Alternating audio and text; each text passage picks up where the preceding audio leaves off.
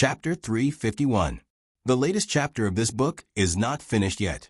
For more exciting content, please scan the QR code below to download the app. The novel will be updated more quickly. Millions of novels can be read for free. There are all kinds of novels that can't be found on the internet. Little Jing Kong didn't return home until it was almost dark. When he entered the door, he took a deep breath and calmed himself down. He couldn't let Jiao Jiao see him sad for little Jean. He poked his little dimples, raised his smiling face, and entered the house cutely. Gu Jiao finished chopping the firewood and packing the herbs. When she turned around, she saw the little guy jumping over. "You're back," she said. "Yes." Little Jing Kong ran over and stretched out his short arms. "Jiao Jiao, I'll help you. You take this." Gu Jiao scooped a small ladle of herbs from the big basket and gave it to him. "Okay." Little Jing Kong happily took the ladle and carefully returned to the central room without spilling any herbs. After dinner, Gu Jiao went to pack little Jing Kong's things. The little guy always messed things up and didn't know how to put them back properly. This time, when Gu Jiao was packing, she realized that something was missing. Most of little Jing Kong's things were packed in different boxes. Gu Jiao usually didn't open those boxes privately, not because they looked shabby, but because she respected the child's privacy. However, some things were directly exposed, such as little Jin's abacus. "Jing Kong," Gu Jiao called. Little Jing Kong, who was arranging little chicks' array in the central room, came in and asked with his head tilted, "What's wrong, Jiao Jiao? Where's your abacus?" Gu Jiao asked doubtfully. Little Jing Kong rolled his eyes. "I put it in the clinic." "Really?" Gu Jiao thought for a while, "But I just cleaned up the small box you put in the clinic today. I didn't see your abacus." Little Jing Kong blinked and said, "Oh, I forgot. I lent it to Brother Chuyu. He said he would return it to me later." Little Jing Kong rarely lied. He had a good reputation, so Gu Jiao did not suspect him. After leaving the East Room, Little Jing Kong covered his chest and heaved a long sigh of relief. That scared him to death. He was almost discovered by Jiao Jiao. Luckily, he was a clever little devil. It rained in the evening. Gu Yan's secret guard came back to report that the road was difficult to travel. Gu Yan and Gu Shaoshun stayed at Nanxiang and Master Lu's house. Tomorrow, they would go directly to Qinghe Academy from there. Nanxiang and Master Lu liked Gu Shaoshun and Gu Yan very much. Gu Jiao had nothing to worry about. She asked the secret guard to bring 2 sets of clean clothes for them. On the other hand, the old duke, who was encouraged by Gu Yan and Gu Jiao, felt that he had received unprecedented support. He had lived for the Zhao country and the duke's manor all his life. Except for fighting desperately on the battlefield, he had done almost nothing bold in private. He had been cautious and conscientious all his life. But perhaps because he was old and did not have many years left to live, he did not want to have regrets in this life. He had let her down as long as he lived for others. In the few days left, he did not want to let her down again. Fortunately, the army that he had cultivated for His Majesty had been trained. Gu Changqing had also grown up. The duke's manor had a successor, so he could rest assured. "Go and call the crown prince here," the old duke ordered. "Yes." The manservant went to Gu Changqing's courtyard and called Gu Changqing over. Gu Changqing looked at the old duke, who was sitting on the main seat. His expression was clearly different from before. He said lightly, "It's so late. Grandfather is looking for me?" The old duke looked at him deeply. This was the grandson that he had brought up. He had poured all his heart and soul into him, more than he had poured into his son Gu Cheng, and he had lived up to his expectations. He had grown up to be his ideal son. The old duke handed him 2 tokens of different quality. One was the Gu family army's token. The other was the secret army's token. "Grandfather, what is the meaning of this?" Gu Changqing asked strangely. The old marquis looked at him and sternly said, "You've grown up, and some burdens should be handed over to you. I may not be able to see the day when the Gu family army reinvigorates, but I hope that you can see that day." "Why won't I be able to see it?" Gu Changqing asked lightly. The old duke wanted to say something, but hesitated. He pinched the corner of the table and said, "I have my own arrangements. You don't need to ask." Gu Chongqing laughed coldly and said mockingly, "Grandfather always has his own arrangements. Just like that matter back then." Finished speaking. He didn't wait for the old duke to ask him what it was and turned to leave. He accepted the token. He was a son of the Gu family. Whether it was his authority or his burden, he would spare no effort to bear it. The old duke looked at his grandson's resolute figure and sighed helplessly. Afterward, he had the manservant call for Gu Chengfeng and Gu Chenglin. They were all his grandsons, so he naturally doted on them. However, he didn't regard them as highly as he did Gu Chongqing, nor did he cherish them as much as he did Gu Yan. This was probably the sorrow of not being able to occupy both sides. He wasn't as capable as Gu Chongqing, nor was he as delicate as Gu Yan. Naturally, he received less attention. When the day of separation finally arrived, the old duke's heart was filled with reluctance. He looked at the two of them. He originally wanted to say some emotional words between grandfather and grandson, but when he saw Gu Chenglin's newly grown bald head, the corner of his mouth twitched. He couldn't say anything. He also gave the two of them a token and some family assets.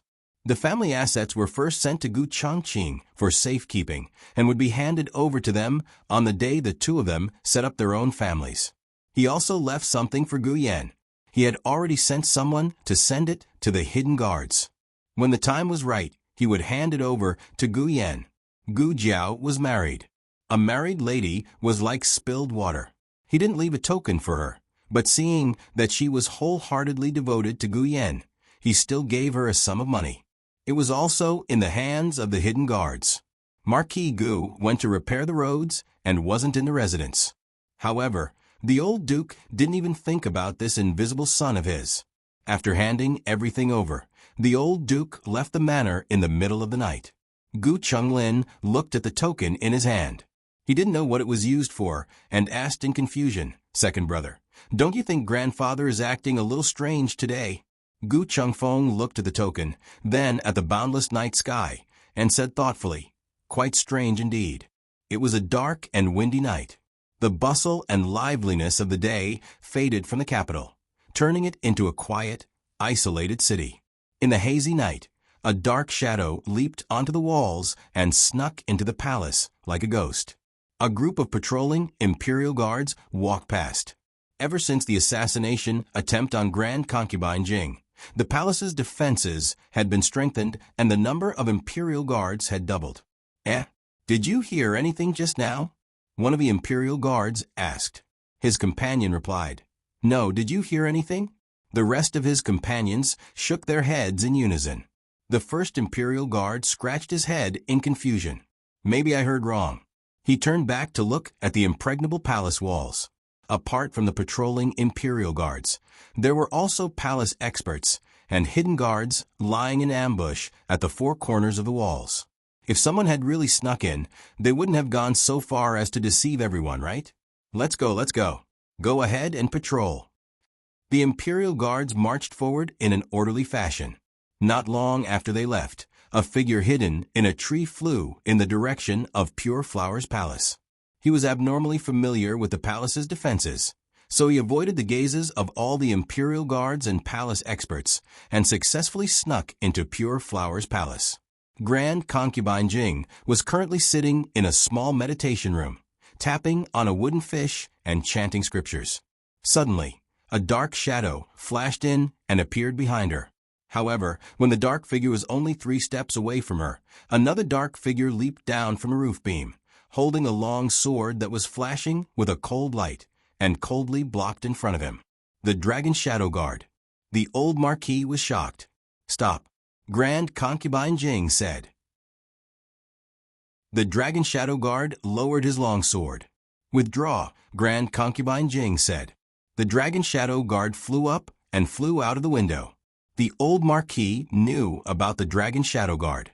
This was a group of death guards that the previous emperor had spent a lot of money to buy from the Yan Kingdom. They had been secretly trained for many years to become the previous emperor's Dragon Shadow Guard. He hadn't expected to see the Dragon Shadow Guard by Grand Concubine Jing's side. He was suddenly at a loss for words. If His Majesty had given the dragon shadow guard to her, didn't that mean her situation wasn't as bad as he imagined?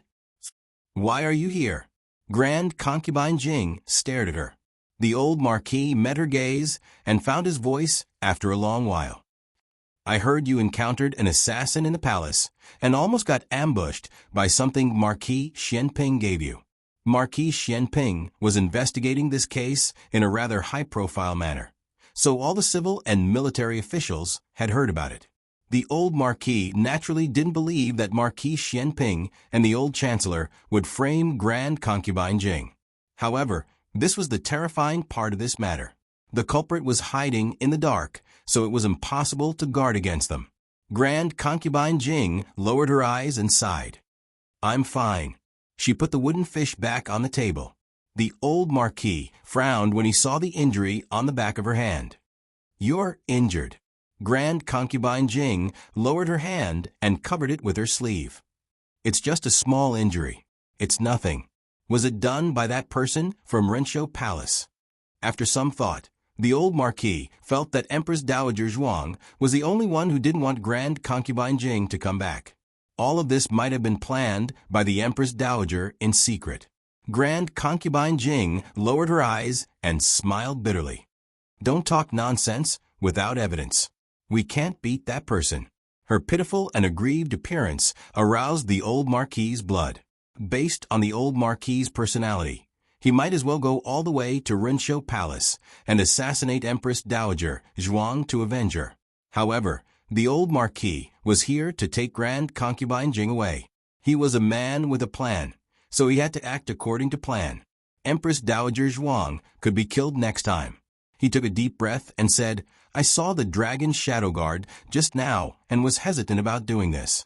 But since she's so arrogant, it's not appropriate for you to stay here any longer. I'll take you away now. Grand Concubine Jing was startled. What? The old Marquis said, Don't worry, I'll avenge you, but I won't let you down again. I'll take you away now. With that, he grabbed Grand Concubine Jing's wrist and walked out. The two had just reached the door when they bumped into the Emperor, who had come to visit Grand Concubine Jing. Digression, third watch. Are you surprised? Are you surprised? The latest chapter isn't finished yet. For more exciting content, please scan the QR code below to download the app. Novels are updated at a faster rate. Millions of novels are free to read. Novels with connotations that can't be found online are all available here. https://www.zhbqg.com/89642_8964226/111424515. HTML Genius memorized this website's address in 1 second. www.zhbqg.com Biku Pavilion's mobile reading website. zhbqg.com.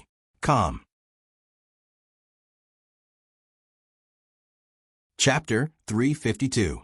The latest chapter isn't finished yet. For more exciting content, please scan the QR code below to download the app. Novels are updated at a faster rate. Millions of novels are free to read. Novels with content that can't be found online are available here. The Marquis moved so quickly that Grand Concubine Jing didn't even have time to react before she was brought to the door. Of course, the main reason was that she hadn't expected the Marquis to do this all of a sudden. Even she herself was outside of the situation. The only person who was even more outside of the situation was the Emperor. The Emperor looked at the Marquis in his night traveling clothes, then at the hand that was holding Grand Concubine Jing's wrist. His brain exploded on the spot. All he heard was a buzzing sound, and then his mind went blank. The scene in front of him was so stimulating that he lost his voice. The Marquis paused in his steps. He clearly hadn't expected to run into the Emperor either. He had clearly seen that the lights were still on when he passed by the Imperial study, so he thought that the Emperor would take a long time to read through the memorials. Grand Concubine Jing was the first to react, and she quickly pulled her hand back. The Marquis, on the other hand, subconsciously grabbed her hand back. Only then did he realize that something was wrong, but the disaster was already done. The emperor flew into a rage and roared, "Gu Chao!" The marquis trembled and let go of Grand Concubine Jing's hand. The one who was startled by the emperor's shout was Granny Kai, who had gone to the bedchamber. Granny Kai saw Grand Concubine Jing and the marquis at the door, and then saw the furious emperor outside. What else could she not understand? She cursed inwardly. She had only been gone for a short while, so how did she get into such a big mess? If she had known this would happen, she would have held it in just now. The emperor clenched his fists tightly and used all his strength to suppress the urge to behead the marquis. He squeezed out one word after another through gritted teeth. "Gu Chao. What is going on here? You'd better make yourself clear." If the old chancellor were here, he would have countless flowery words to smooth things over. Whether the emperor would believe him or not was another matter. In any case, the marquis would refuse to admit it and insist that the relationship between this official and the grand concubine was pure. Unfortunately, the old marquis's temperament was not like this. On the battlefield, he used troops like a god. He was extraordinarily cunning, and there was nothing too deceitful in war. Once he was on the battlefield, his brain seemed to be stuck there. In private, he was a straightforward person and didn't have the slyness and shamelessness of the old chancellor at all. If the emperor did not catch him, he could not explain to the emperor. But since the emperor had seen him, there was no point in quibbling. He knelt down with a thud, and the floor almost cracked. "Your Majesty." He raised his head and said sorrowfully, "I am guilty." Granny Kai took the opportunity to point at his nose and said, "Of course you're guilty. As a subject of His Majesty trusts you so much, but you sneaked into the palace in the middle of the night to kidnap Imperial Concubine Dowager. Admit it, admit it. Senior Marquis, hurry up and take the blame for yourself. You mustn't implicate Her Highness." An inconspicuous eunuch quietly retreated from behind a large tree not too far away. He sprinted all the way to Rensho Palace and reported the movements in Pure Flowers Palace to Eunuch Qin. Io, what a bastard if he didn't watch the fun. Eunuch Qin happily went to report to Empress Dowager Zhuang. What's there to see? Empress Dowager Zhuang had no interest in Grand Concubine Jing's romantic affairs. But Eunuch Qin wanted to see it. It was so heart-wrenching.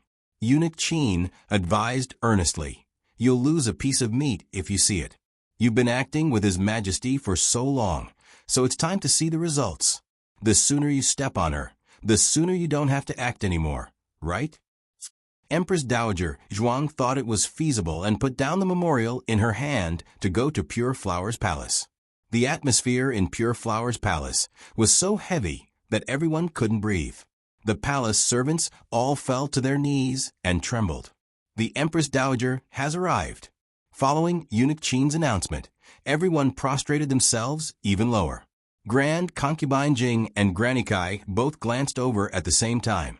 Empress Dowager Zhuang was dressed in a gorgeous and expensive phoenix robe. The robe and wide sleeves were embroidered with phoenixes about to take flight.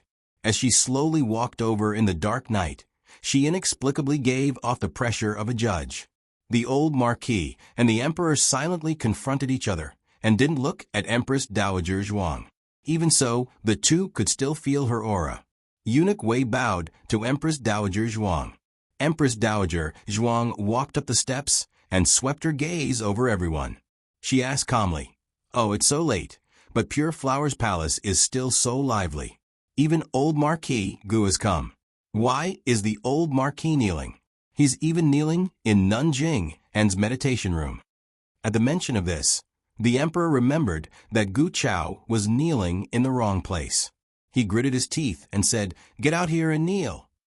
The old marquis knelt in the courtyard. Empress Dowager Zhuang slowly asked, "What happened? Does His Majesty want to punish him to kneel?" Granny Kai hurriedly said, "Empress Dowager, the old marquis snuck into the palace in the middle of the night and kidnapped esteemed concubine Dowager. If His Majesty hadn't arrived in time, esteemed concubine Dowager might have met with a mishap." Empress Dowager Zhuang raised an eyebrow. Oh, kidnapped the old concubine. Aijia remembers that Pure Flower's palace had the dragon shadow guards left behind by the previous emperor. Are they all dead? Are they waiting for His Majesty to rescue the old concubine? The emperor's expression changed when he heard this. He'd been so angry that he'd forgotten that he'd sent the dragon shadow guards to Grand Concubine Jing's side. That's right, with the dragon shadow guards there. How did Gu Chao get close to Grand Concubine Jing? It couldn't be that the dragon shadow guards were lured away again. Even if they were lured away for a while, he'd been here for so long that the dragon shadow guards should have returned by now. The dragon shadow guards hadn't appeared from beginning to end, so there was only one possibility. Grand Concubine Jing had them withdraw. Therefore, it wasn't Gu Chao who'd kidnapped Grand Concubine Jing. It was the two of them. The two of them. The emperor forced himself not to think about those two words, but Eunuch Qin said them out loud. Ah, it's the middle of the night. Is Nun Jing unthinking of escaping the palace with the old marquis? Eunuch Wei said, That's right, that's right. You two aren't really thinking of escaping the palace, are you? Granny Kai was about to go crazy. She glared at Eunuch Wei. Whose side are you on? Eunuch Wei covered his mouth. His mouth was loose. Eunuch Qin, be careful with your words. Granny Kai shouted. But what was the use of being loud? It was just a bluff. The truth was right in front of them. No amount of sophistry could cover up the fact that the dragon shadow guards hadn't made a move. Grand Concubine Jing looked at Empress Dowager Zhuang through the dark night. Empress Dowager Zhuang didn't even have a child, but she was still able to stand tall in the harem for so many years. How could it be just luck? It wasn't that she didn't know how to use those tricks, but there were some things that she disdained to fight for. And this seemed to give some people the wrong impression that she was just SOSO.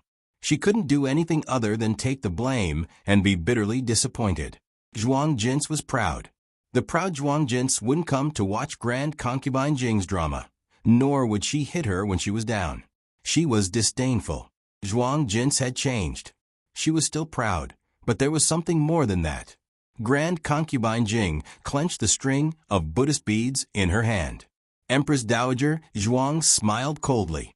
I've asked you several times over the years if you wanted to come back, but you said no. You were doing well in the nunnery. I thought you were just being polite. As she spoke, she looked at the old duke meaningfully. So it's true. Empress Dowager Zhuang stopped there and left with Eunuch Qin. Granny Kai was anxious.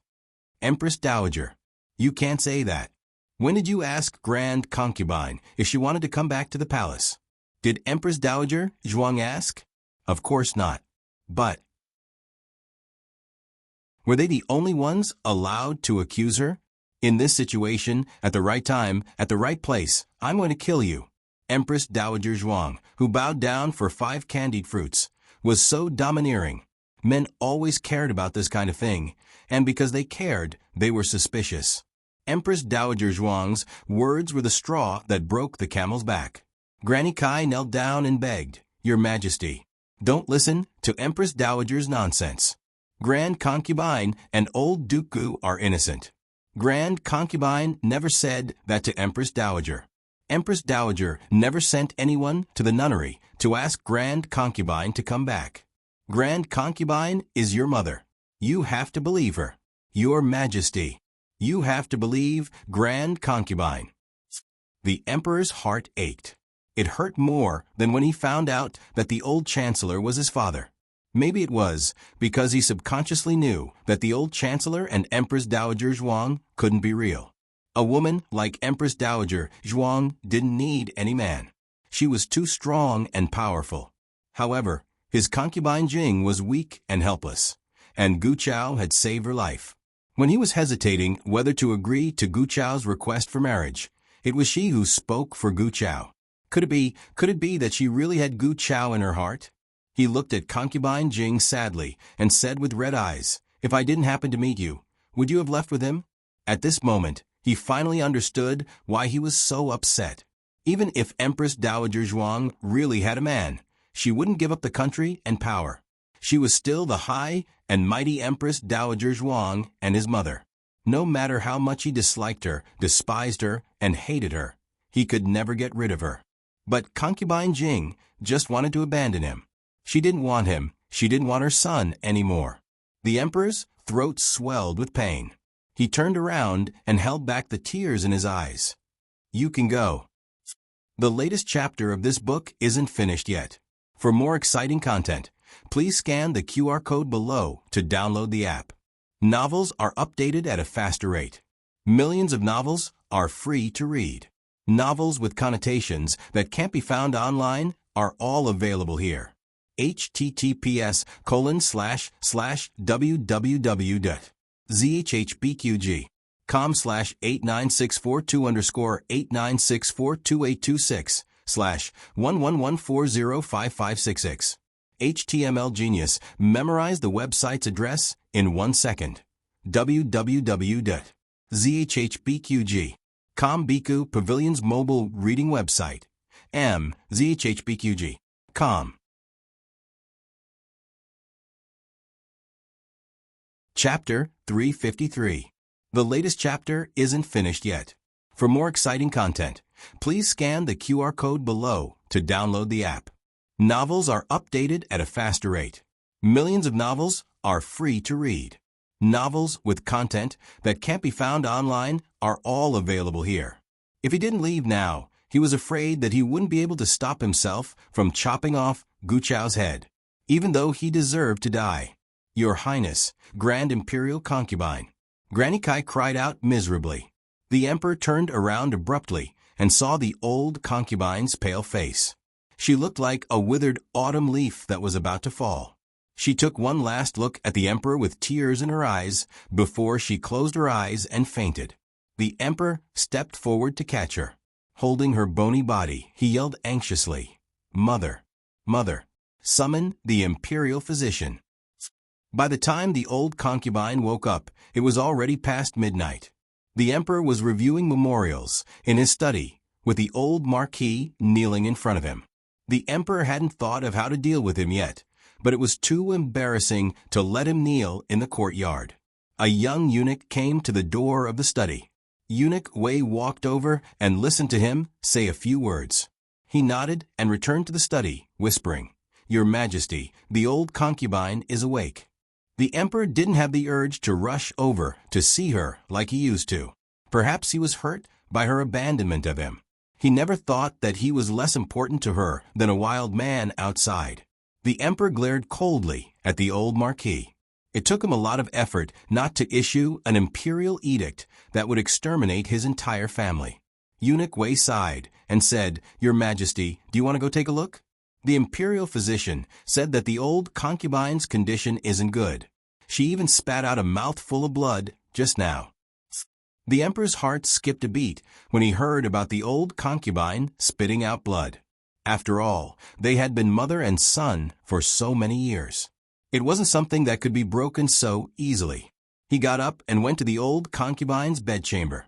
The old concubine had just taken some medicine, and her face was paler than before. The emperor suddenly remembered that she had been either sick or injured since returning to the palace. It seemed that she hadn't had a single day of peace. She probably wanted to escape because she was too tired, too bitter, and too scared. "You may leave," the old concubine said to Granny Kai and the others. Yes. Granny Kai left with the servants. The emperor stood not far from the bed and did not immediately walk over. Grand concubine Jing propped herself up with her elbows and coughed softly. She wasn't pretending to be weak at this moment. She hadn't recovered from the injuries she suffered when she was put in a gunny sack, and 2 of her meridians were broken, causing her to cough up blood. She asked, "Your Majesty, is there anything you want to ask me?" The emperor clenched his fists. Grand concubine Jing smiled bitterly. "Forget it, I'll say it myself. Did your Majesty think that I was going to abandon you?" Cough, cough. Her chest hurt terribly, and she coughed uncontrollably for a while. "If I tell your Majesty that I have no such intention, and that I have never thought of leaving your Majesty, would your Majesty believe me?" The emperor said nothing. "Yes, I didn't let the Dragon Shadow Guard stop the old marquis, because he saved my life after all. I didn't know what he was going to do, so I couldn't rashly let the dragon shadow guards kill him.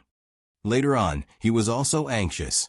He thought that I had suffered a lot in the palace and wanted to take me away. I didn't react in time. I was about to refuse when His Majesty came. The emperor clenched his fists tightly, and his gaze was cold. Then, "Mother, did you really never have any feelings for him?" "No," Grand Concubine Jing said. "Mother, are you so sure?" the emperor asked. Grand Concubine Jing met his gaze without dodging and said firmly, "Yes, I'm very sure of my feelings.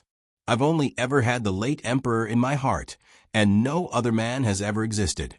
I've always treated him as my savior, and I have no romantic feelings for him. He misunderstood." After she finished speaking, she suddenly sensed something and turned to look at the door. She saw the old marquis standing there with a shocked and hurt expression. She was stunned. "Don't be so impulsive. You'll implicate your family. I was born as a member of the imperial family, and I'll die as a member of the imperial family. I can't escape from it for the rest of my life. I don't want you to be implicated because of me. Your family is innocent. Think of Chongqing, Chongfeng, Chonglin, and that child who suffered from heart disease since childhood. Can you bear to let them die with you for your own selfish reasons? I'm not afraid of death, but I don't want to harm them. From now on, pretend you've never seen me. Just say in front of His Majesty that it was a moment of impulse and not romantic feelings. What I owe you, I'll return it to you in my next life." Originally, she could have said so much to calm him down without offending a single one of them. But now it was all too late. She looked at the emperor. The emperor turned and looked expressionlessly at the old marquis.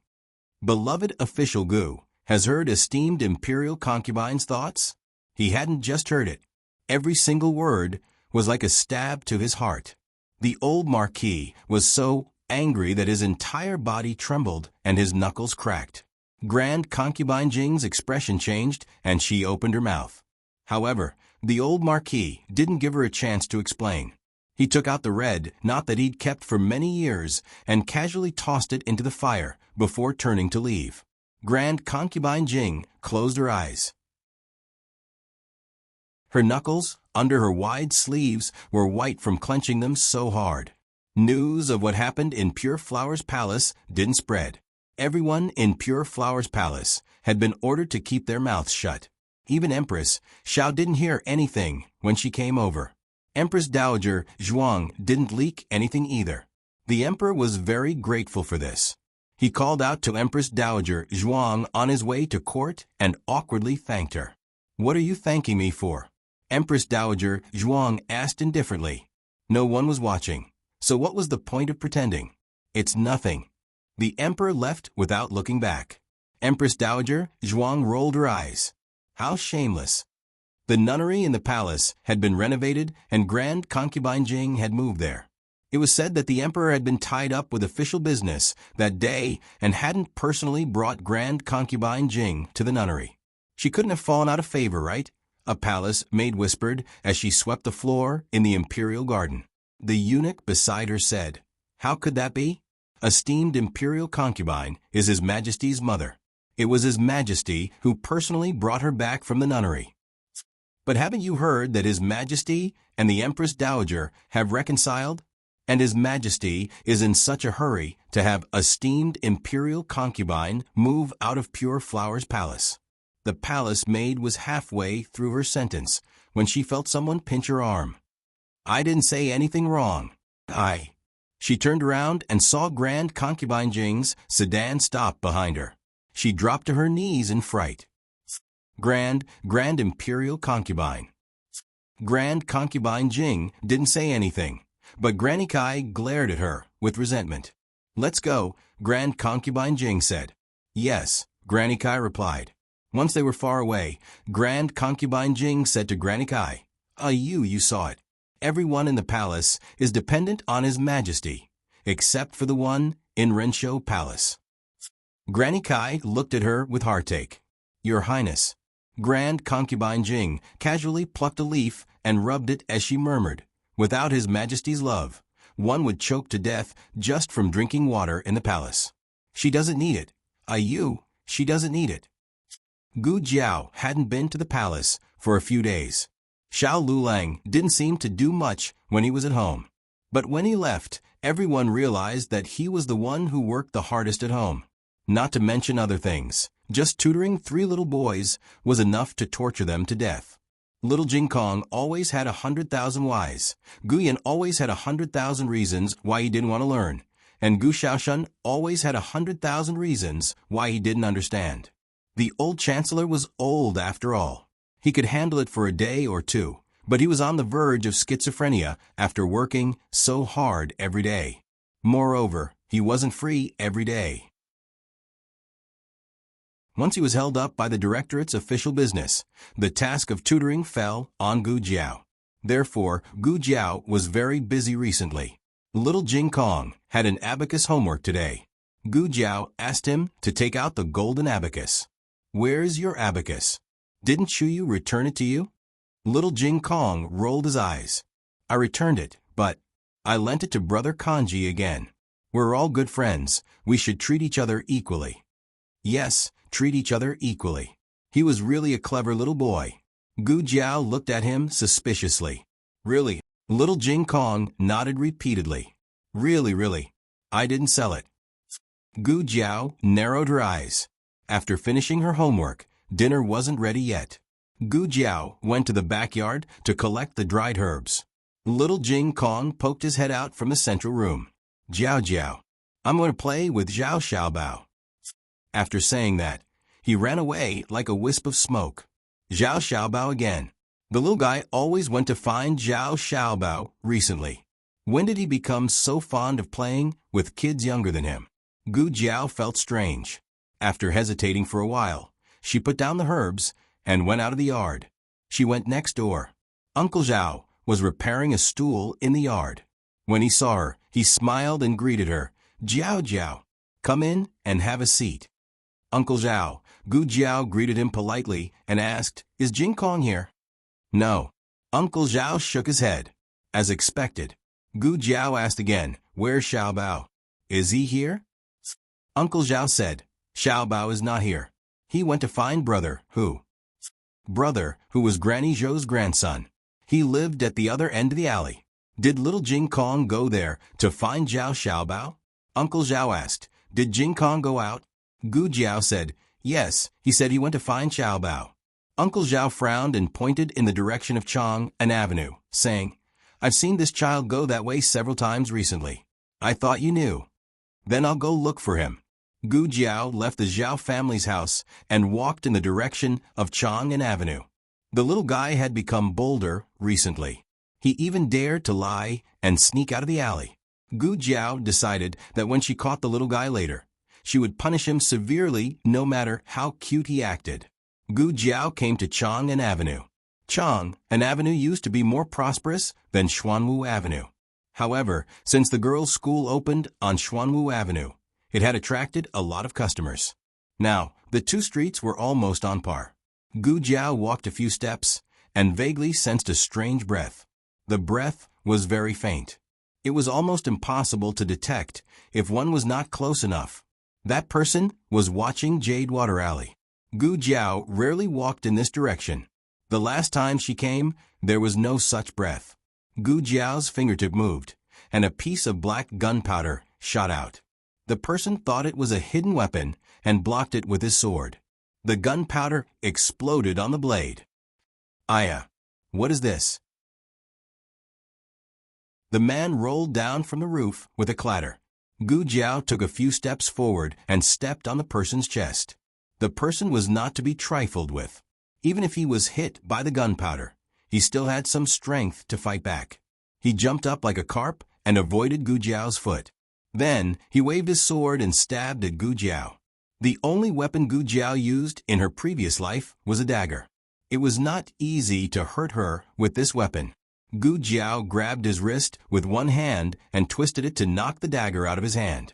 Then, she chopped him with her hand and slammed him against the wall. Gu Jiao pinned his hands behind his back and pressed his face against the cold wall. "Who are you? Why are you sneaking around here?" he said angrily. "It's none of your business." Just as he finished speaking, A golden object fell out of his arms and fell to the ground. If it was not little Jing Kong's golden abacus, what else could it be? Gu Jiao's gaze turned cold. So you were the one who stole the golden abacus. The person shouted. What do you mean by that?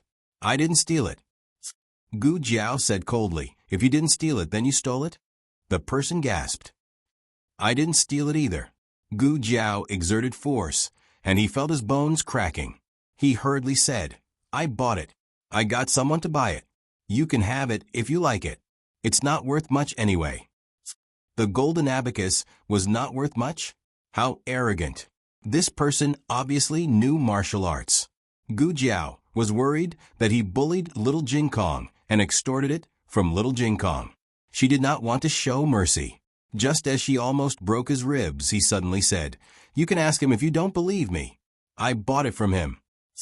Gu Jiao turned her head and looked at little Jing Kong. When their eyes met, little Jing Kong's body trembled. Jiao Jiao? He quickly hid the abacus behind his back. Gu Jiao pressed the man with both hands and did not have the hands to pick up the abacus. She looked at the golden abacus on the ground and said, You found your abacus. Pick it up. Little Jing Kong did not move. He lowered his head. The guard in gray said, Little brother, this is the abacus that my master bought from you. Do you still remember my master? The man who held a white jade fan and wore a white robe and a black veil. Little Jing Kong's expression gave Gu Jiao the answer. Gu Jiao let go, and the guard in gray fell to the ground in pain. What kind of woman was she? Why was she so strong? Gu Jiao walked over and squatted down to look at little Jing Kong. She asked, Why did you sell your abacus? Little Jing Kong lowered his head and said, I want money. Gu Jiao looked at him and said seriously, You can tell me if you want money. All your money is with me. I'm just keeping it for you. You can take it whenever you want. Gu Jiao saw that he did not speak, so she asked again, What do you want to do with the money? I want to buy this. Little Jing Kong took out the cloth bag hidden behind his back. The cloth bag was heavy and bulging. She did not know what was in it. Gu Jiao took the cloth bag and asked, Why do you want to buy this? Little Jing Kong whispered, For Jiao Jiao. For me? Gu Jiao opened it strangely, and a bright red light shone out of it. She had never expected that it would contain a brand new wedding dress. The latest chapter of this book is not finished yet. For more exciting content, please scan the QR code below to download the app. The novel will be updated more quickly. Millions of novels will be read for free. You can find all the novels that you can't find on the internet here. https://www.zhpqg.com/89642_8964226/111402767. HTML Genius memorized the website address in 1 second. www.zhpqg.com Biku Mobile Reading Website. zhpqg.com.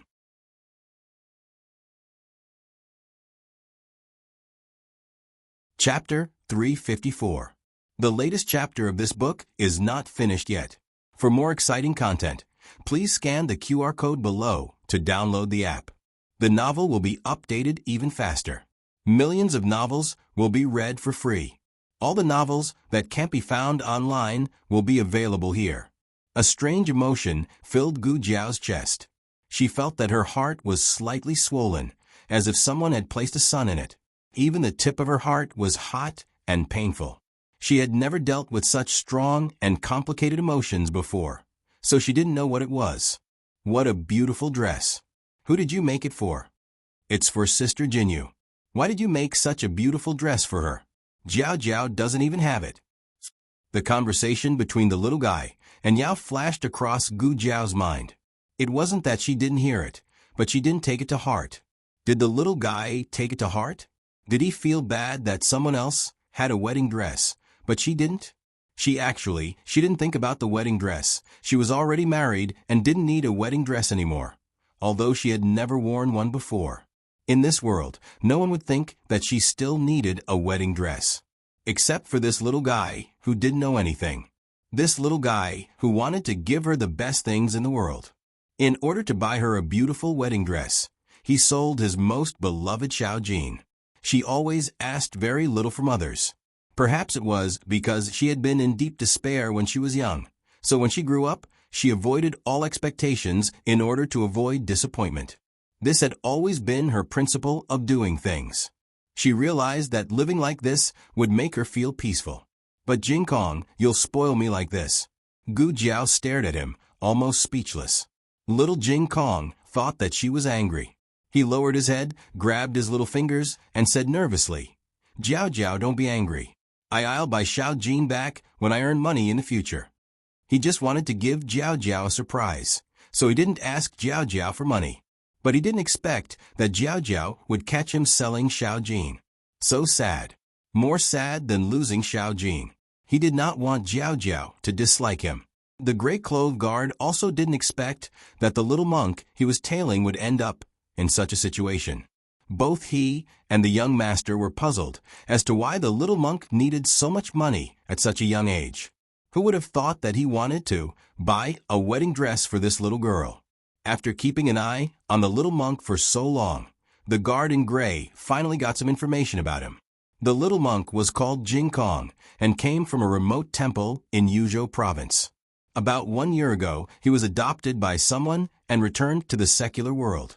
This little girl should be the little monk's current family. She couldn't tell that the little monk knew how to dote on people. It was really strange. That person didn't raise such a good disciple, but instead gave her to someone else to raise. Why? Was he not afraid that others would mistreat this little fellow? However, looking at the little fellow's fair and tidy clothes, it was obvious that he had been treated very well. The pain on the gray-robed guard's body finally subsided a little. However, the explosion just now had left a bald patch on his forehead. He stood up with one hand holding the wall and touched the bald spot on his forehead with the other. He gritted his teeth and asked Gu Jiao, "Hey, what kind of hidden weapon did you use just now?" Gu Jiao looked back at him and asked lightly, "What does it have to do with you?"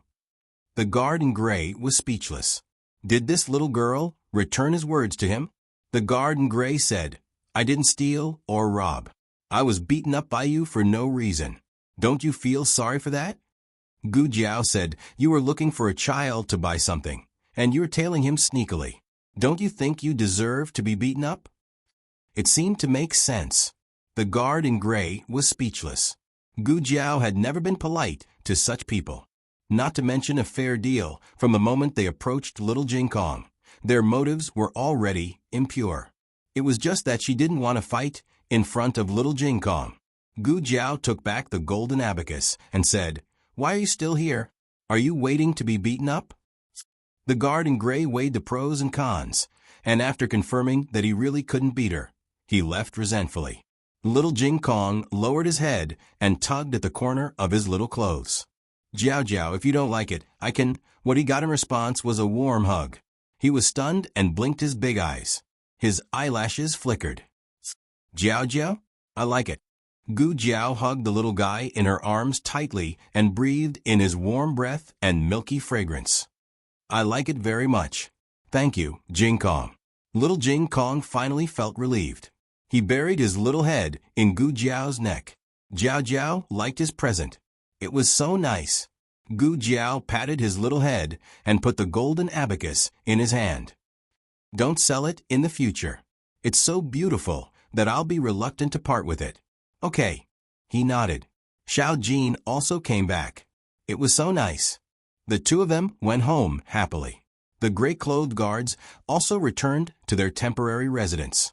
They were originally staying in an inn, but later on, their young master felt that there were too many people in the inn.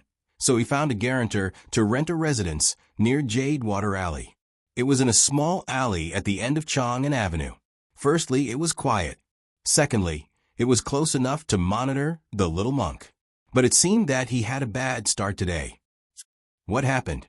The man who called himself Master Mingyu in front of little Jing Kong looked at the guard in gray with disheveled hair and a dirty face. He frowned and said, "How did you get yourself like this? And why is your head bald?" The guard in gray quickly covered the bald spot on his forehead and said gloomily, "Master also said that if you didn't ask me to keep an eye on the little monk, I wouldn't have gotten into trouble." The man put down half of the incense and snorted coldly. "Don't be so pretentious. I indulged you too much in the past. As a guard, you're not good enough and you're not as good as others. How dare you put the blame on me?" The guard in gray was embarrassed. The man continued to mix the incense. "What happened? Were you discovered?" "Yes. The little girl beside the little monk is so powerful. I don't know what kind of hidden weapon she used, but it actually—" The guard in gray gestured and said, "It actually exploded. Like a firecracker." The man's handsome brows furrowed. "Exploded? Firecracker?" The guard in gray shook his head. "It's not a firecracker. Firecrackers were bamboo. When it was burned in a fire, it would make a crackling sound like an explosion. That was why it was called a firecracker." "Oh, I don't know what it was. I didn't see it clearly. I thought it was a dart, so I pulled out my knife to block it. In the end," he touched his bald forehead, "I became like this." The man stopped mixing the incense again. He pondered for a moment and said thoughtfully, "Could it be the black fire pearl?" The guard in gray was puzzled. "What black fire pearl, master?" The man said slowly, "It's a hidden weapon from the Yen Kingdom. It's similar to what you described just now. It said that this hidden weapon is made of sulfur and is more powerful than ordinary darts. If you encounter it, you can't take it head on. You can only avoid it. Otherwise, you'll be blasted into a bloody mess." "Sulfur?" The guard in gray was suddenly enlightened. Yes, that's the smell of sulfur." Then the man shook his head. "It shouldn't be just sulfur. I also used sulfur to make it, but it didn't work." The guard in gray was surprised. "So, that girl is from the Yen Kingdom?" The man smiled faintly. "Do you know that only the royal family of the Yen Kingdom has that kind of hidden weapon?" "What?" The guard in gray was shocked. The man said again, "But it could be that person who gave it to her. After all, she even took away the letter of credence of the Yen Kingdom. What's the big deal if she took away a few black fire pearls?" The guard in gray nodded. "That's right." The man smiled. "Otherwise, do you think she made it herself? Or she has something to do with the royal family of the Yen Kingdom?" The guard in gray didn't think it was possible. Even his master couldn't make it. How could a little girl make it? As for having something to do with the royal family of the Yen Kingdom, forget it. A small country like the Zhao Kingdom couldn't even walk on the official road of the Yen Kingdom. How could she have something to do with the royal family? The guard in gray asked, "Then should I continue to keep an eye on the Clearwater Alley, master?" The man glanced at him and said angrily, "You've been exposed. Don't go there for a few days." The guard in gray said, "Oh." But he really wanted to go there. He wanted to see the black fire pearl. It didn't matter if he was blasted.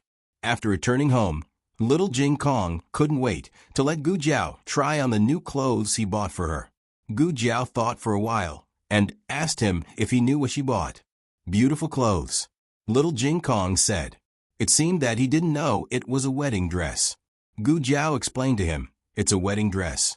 You can only wear it when you get married." "Huh?" Little Jing Kong was stunned. He raised his two small hands and scratched his small buzz cut. "Jiao Jiao and brother-in-law are married, so I can't wear Jiao Jiao?" It seemed that it could be said that way. "It's okay." Little Jing Kong suddenly straightened his back and patted his small chest. "Jiao Jiao, you can marry me again." Gu Jiao was amused. "Children can't get married." He thought for a while. Then wait for me to grow up. When I grow up, I'll marry Jiao Jiao. When Jiao Jiao gets married again, I'll be able to wear the wedding dress." "That's right, that's the reason." He's really a clever little boy." He was so proud of himself that he shook his little head. Little Jing Kong still didn't know that his words had come true. Later, Gu Jiao did get married again and wore the wedding dress he gave her. Unfortunately, the groom wasn't him. Digression, heartbreaking. Little Jing Kong 2333, the latest chapter of this book, is not finished yet. For more exciting content, please scan the QR code below to download the app. Novels are updated faster and more complete. Millions of novels are free to read. All the novels that can't be found online are available here. https://www.zhhbqg.com/89642_8964287/111378017. HTML Genius. Memorize the website address in 1 second. www.zhhbqg.com Bikuga mobile reading website. zhhbqg.com.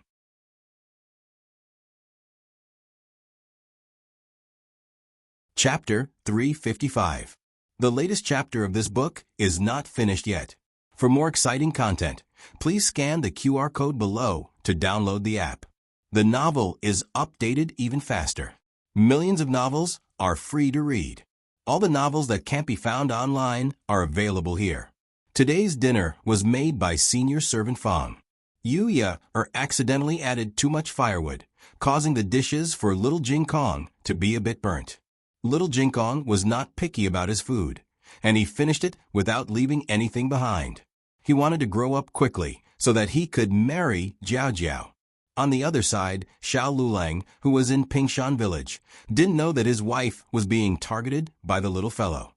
He was helping the villagers move wood on the embankment. There was also an inspector from the Ministry of Revenue moving with him. More than a dozen people lined up in a line. They didn't need to move as the first person passed the wood over. In a shed not far away, Royal Prince was helping the Minister of Revenue organize the accounts for this trip to the countryside. The Ministry of Revenue of the current dynasty was in charge of the country's territory, farmland, household registration, taxes, salaries, and all financial matters, including farming.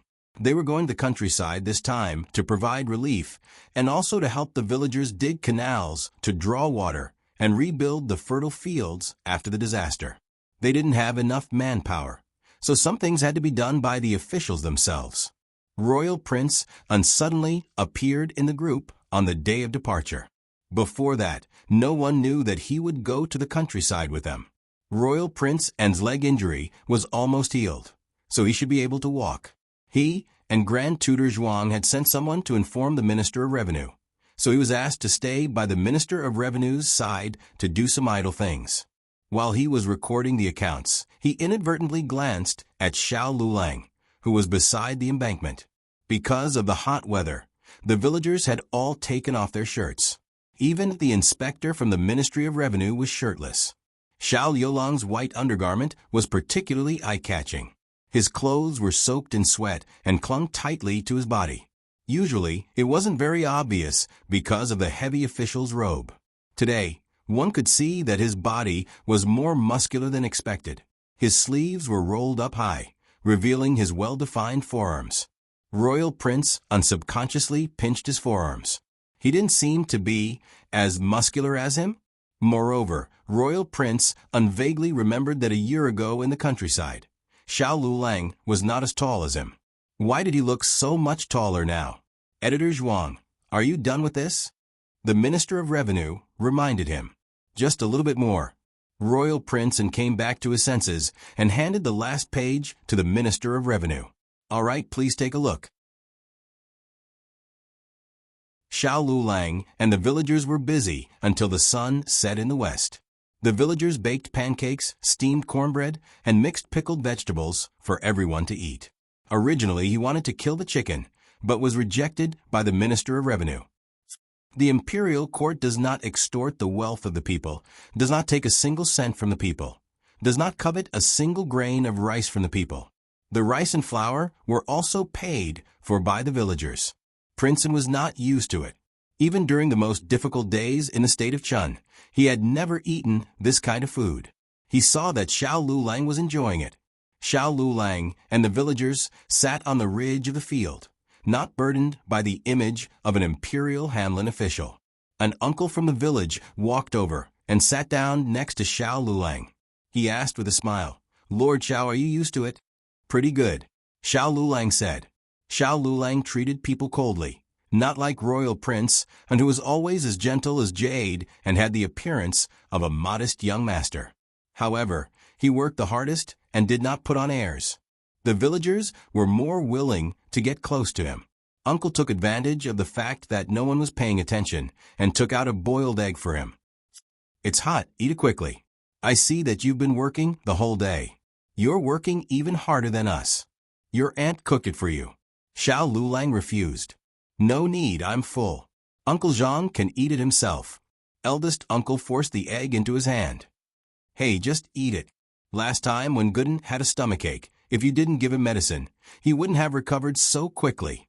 Also last time, when Li Zhang was bitten by a poisonous insect, it was also you who treated him. This has nothing to do with the court. It's all your medicine." Gooden was the youngest son of uncle and aunt. Uncle knew that medicine was very expensive no matter how ignorant he was. In order to treat the villagers, Lord Xiao had emptied his own medicine bag. He didn't know how much money that was, but it definitely wasn't something that an egg could pay for. Uncle sighed. "If you don't eat it, your aunt will nag me again when we get back. It's not like you don't know how naggy that woman is." In the end, Xiao Lulang accepted the egg. Uncle was very happy and told him many things about the village with relish. Only when Gooden came to call him did he reluctantly leave. He said that he would come find Xiao Lulang the next day. Xiao Lulang also returned to the temporary hut. The hut was built temporarily. There was only a table, a cabinet, and 2 wooden beds piled up with wooden stools. One was his, and the other was Royal Prince Anne's. Royal Prince Anne was more particular about the finer things than him. He even put in a mosquito net. He didn't use a mosquito net. He had the mosquito coils made by Gu Jiao, so he didn't need a mosquito net. It wasn't too late now. He planned to go to the nearby forest to pick some medicine for Gu Jiao. He didn't know the name of the medicine, but he saw Gu Jiao drying it in the courtyard a few times. He took his basket and walking stick. When he reached the door, he heard a horse carriage coming toward them. After it stopped, a middle-aged man wearing an official's robe came down. Who else could it be but Marquis Gu? After Marquis Gu fixed the road, he immediately came to inform them. He first went to greet the Minister of Revenue. Royal Prince Anne was also there. Considering the marriage between the 2 families, Royal Prince Anne was now his son-in-law. Marquis Gu was very cordial and polite to Royal Prince Anne. When Xiao Lulang walked past him with a basket, he didn't even look at Xiao Lulang. Royal Prince Anne reminded him. "Marquis Gu, that was Xiao Xiuzhua. This Marquis knows." Marquis Gu said carelessly. They had met in the countryside. He would recognize him even if he turned into ashes. He didn't know any etiquette at all. He was clearly a poor boy from the countryside, but he didn't care about him, his father-in-law. Royal Prince Anne was born noble, but he wasn't as arrogant as him.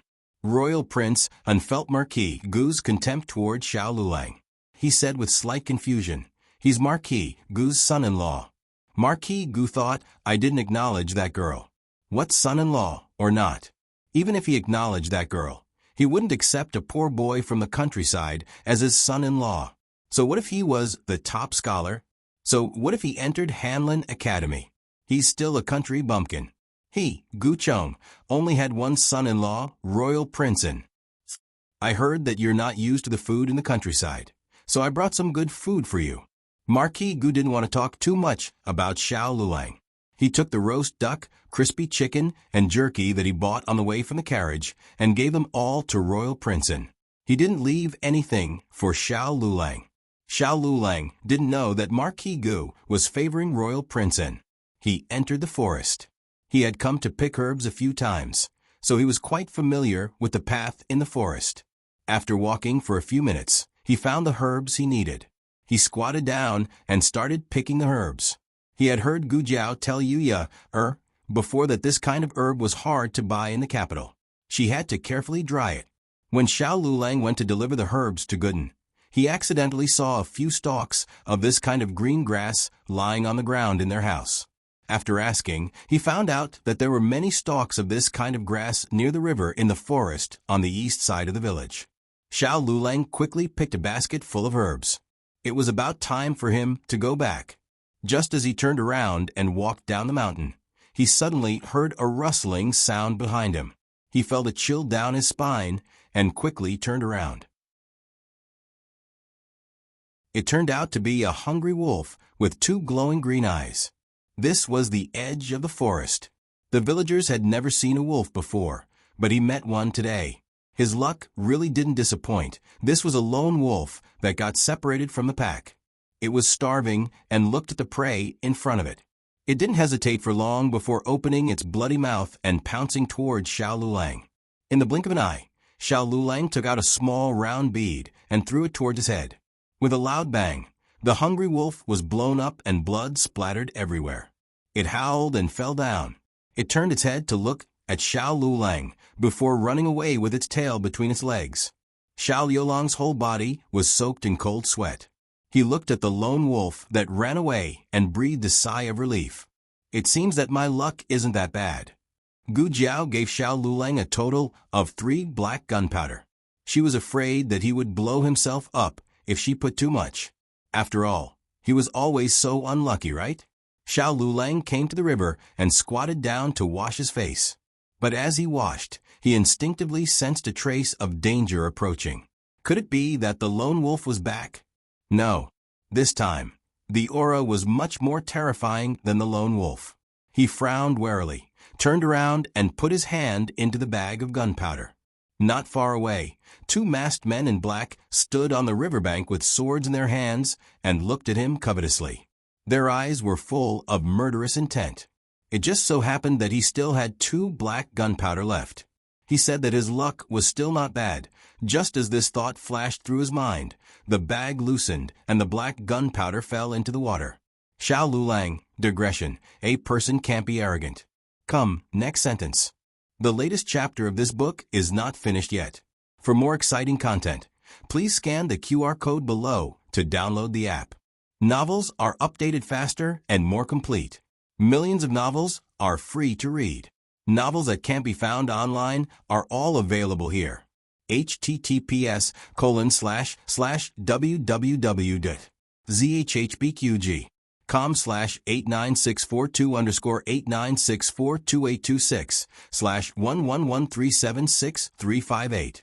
HTML Genius memorized this site's address. www.zhbqg.com Bikuga mobile reading website. zhbqg.com.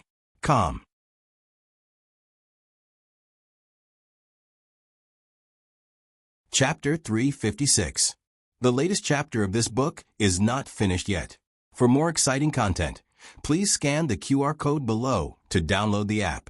Novels are updated even faster. Millions of novels are free to read. Novels with content that can't be found online are all here. Is the gunpowder that fell into the water still useful? This was not the main point. The main point was that he didn't have a chance to get it. The 2 black-clothed men raised their swords and slashed at him. The powerful killing intent was wrapped in sharp sword energy. It almost created wind blades in the air, and even the air was cut open. Even a normal expert could not escape from this killing move, not to mention a little cripple like Xiao Lulang. He could only watch as the other party's swords slashed at him. He closed his eyes. The 2 swords slashed at his head at the same time. However, in the end, they did not fall. When they were only an inch away from him, the 2 people stopped at the same time. Xiao Lulang opened his eyes. The 2 people fell straight to the ground. They did not even have time to close their eyes. Behind the 2 people, Chang Jing nimbly put away his sword. Then Chang Jing went to find the black bead in the water. He picked up the black bead as if it was very fun. He squeezed it hard. Bang! He was blown up. Marquis Xian Ping walked over from the back of the hill. He was wearing a heavy purple brocade robe. He strolled leisurely, with a lazy expression. He was like this. It was clearly a small country road, but it made him walk like he was on the path to immortality. When Xiao Lulang saw him, his expression did not change. He was as cold as before. Fortunately, Marquis Xian Ping was used to it. He came in front of Xiao Lulang and looked him up and down, as if to see if he was injured. After confirming that his child was unharmed, He looked at Chang Jing, who was sitting on the ground in a daze. He used the tip of his foot to lightly kick Chang Jing's little. But, who told you to kill everyone? How many times have I said, leave them alive, leave them alive? Chang Jing ignored him. He stood up with a dark face and used his qin gong to leave. Yes, he was angry. Marquis Xianping looked in the direction Chang Jing left and said to Xiao Lulang, Chang Jing is still young. Don't be angry with him. Xiao Lulang looked at Marquis Xianping expressionlessly. Who was angry with him? Marquis Xianping was still unaware of Xiao Liulang's disdain. Magnanimously and confidently, he flicked his wide sleeves. Who did you offend? Why would someone come to kill you? Xiao Lulang ignored him. He picked up his walking stick from the riverside and brushed past Xiao Lulang, walking straight ahead. Although it was called a crutch, it was actually a beautiful cane made by Gu Jiao herself. After the piercing pain in his foot disappeared, he was no longer as difficult as before. Marquis Xianping was continuously ignored, but he was not angry. He was magnanimous and did not bicker with a child. He followed her shamelessly. He was handsome, and he looked especially good when he was thick-skinned. The green mountains, the clear waters, and the sunset glow were all inferior to his good looks. Unfortunately, it was useless no matter how handsome he was. A certain someone didn't even look at him. AI. Marquis Xianping sighed. Xiao Lulang walked for a long time. A certain someone sighed behind him for a long time. Xiao Lulang pinched his fingers and said with a frown, Why are you following me? Marquis Xianping raised his eyebrows. Am I following you? Did you open this road? Did you plant this tree? Xiao Lulang said coldly, I'm going back to the village. Marquis Xianping said, What a coincidence, me too. Xiao Lulang turned and walked down another road. Marquis Xianping quickly followed. Xiao Lulang stopped in his tracks and pointed at the path from before. The village is over there. Marquis Xianping was tricked. As long as he didn't feel awkward, others would feel awkward. Marquis Xianping raised his eyebrows. I want to go this way. All roads lead to the village. Xiao Lulang took a deep breath and decided to ignore him and treat him as air. He turned back to the original path. After walking a few steps, the sky turned dark and the forest was quiet. From time to time, there would be the sounds of insects and strange birds. When the sounds entered one's ears, it would make one's hair stand on end. The trees in this forest were tall and shady. Even the moonlight couldn't shine down. Marquis Xianping was a martial artist and had good eyesight. Even with the thin light, he could see his feet clearly. Xiao Lulang might not be able to. He was originally a cripple and couldn't see clearly. He staggered a few steps. Marquis Xianping strode over and stood in front of him. He squatted down slightly and said, Come up. Xiao Lulang looked at the broad back in front of him and didn't move. I can walk by myself. Marquis Xianping straightened his body and turned to look at him. Are you sure? The night is so dark. Can you walk? Xiao Lulang raised his walking stick. I have a walking stick. Pa. The walking stick broke. Xiao Lulang stared coldly at Marquis Xianping. Marquis Xianping sighed helplessly and spread out his hands innocently. It's not me. It broke by itself. Xiao Lulang clenched his fists and said angrily, We're not far from the village. I'm very familiar with this path. At most, I'll walk slower. It's not like it's raining. What's there to be afraid of? Even though he said that, he didn't even walk 2 steps when the heavy rain poured down. Xiao Lulang looked at Marquis Xianping. Marquis Xianping stared with his eyes wide open. It's not me this time. Xiao Lulang gritted his teeth. So you admit that it was you just now? It really wasn't me, Marquis Xianping said with an aggrieved face. In terms of shamelessness, Marquis Xianping was on par with the old chancellor. He might even be more shameless than the old chancellor. After all, the old chancellor was only playing the thick, black theory in the officialdom. He was still quite normal in his daily life. On the other hand, Marquis Xianping was shameless to the extreme. Marquis Xianping said gloatingly, Come on. I'll carry you. You definitely won't be able to walk out. Xiao Lulang was angered to death by him. His eyes were like torches as he said, "Who says I won't be able to walk out? Even if I only have one leg left today, I will still jump out." After saying that, he turned around and left. Marquis Xianping stretched out his hand to grab him. However, in order to avoid his hand, Xiao Lulang rushed forward without caring about anything. In the end, he missed a step and fell into the big pit covered by the grass. He fell face first into the pit and fell flat on his face. His other leg was also sprained. Marquis Xianping covered his eyes and couldn't look anymore. "Why are you walking so fast? I can't even pull you back." Marquis Xianping pulled this unlucky child out of the pit and laid him flat on the ground. Xiao Lulang made a dying struggle. "I don't want you to carry me." "Oh." Marquis Xianping bent down and wrapped his hands around a certain person's back and knees. Picking him up, he said in a particularly obnoxious manner, "How old are you that you still want to be carried?" Xiao Lulang. What kind of father was this? Come and strike him with a bolt of lightning. On the west side of the village, the temporary huts that the officials had set up were bustling with noise and excitement. It was not reduced in the slightest by the heavy rain. The road had been repaired and they could return to the capital the next day.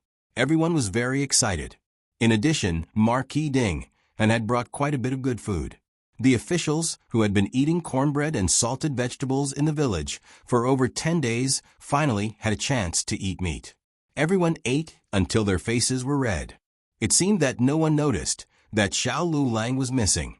It was the patrol officer who had worked with Xiao Lulang during the day that sensed that something was wrong. He held a piece of duck meat in his hand and asked, "How come I don't see Lord Xiao?" Once these words were said, everyone looked around. That's right, where was Lord Xiao? It was no wonder that no one remembered him. It was because Xiao Lulang had not mingled with the court officials after he went to the countryside. He was always on the front lines of disaster relief and farming, mingling with the villagers. It was normal for him not to be by their side, so no one deliberately thought of him. It's raining.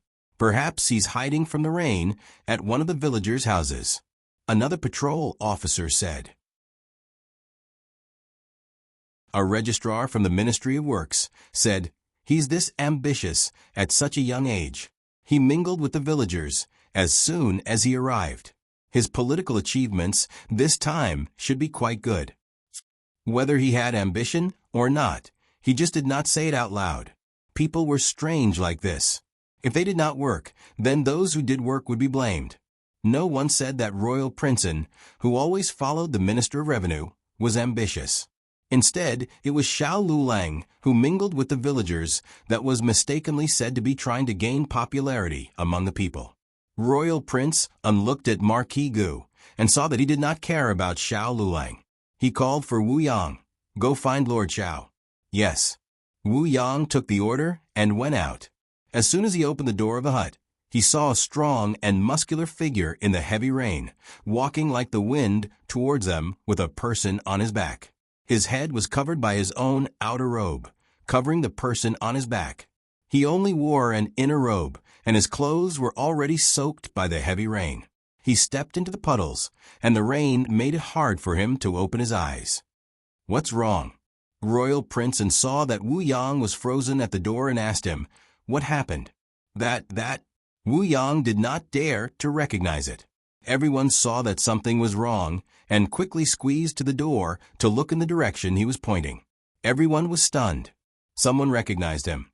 Isn't that Marquis Xianping? No one had ever seen Marquis Xianping in such a sorry state. He was the most handsome man in Zhao country. He was very particular and also very vain. Other than on the battlefield, he had never let anyone see him in such a disheveled state. But at this time, he was like a falcon in a storm. In order to protect the young on his back, he plucked out his beautiful feathers and built a nest to shelter him from the wind and rain. Digression. Third watch, it slipped out again. The latest chapter of this book is not finished yet. For more exciting content, please scan the QR code below to download the app. Novels are updated even faster. Millions of novels are free to read. Novels with connotations that cannot be found on the internet are all available here. https://www.zhbqg.com/89642_896/111370516. HTML Genius memorized the website address in 1 second. www.zhbqg.com Biku Go mobile reading website. zhbqg.com.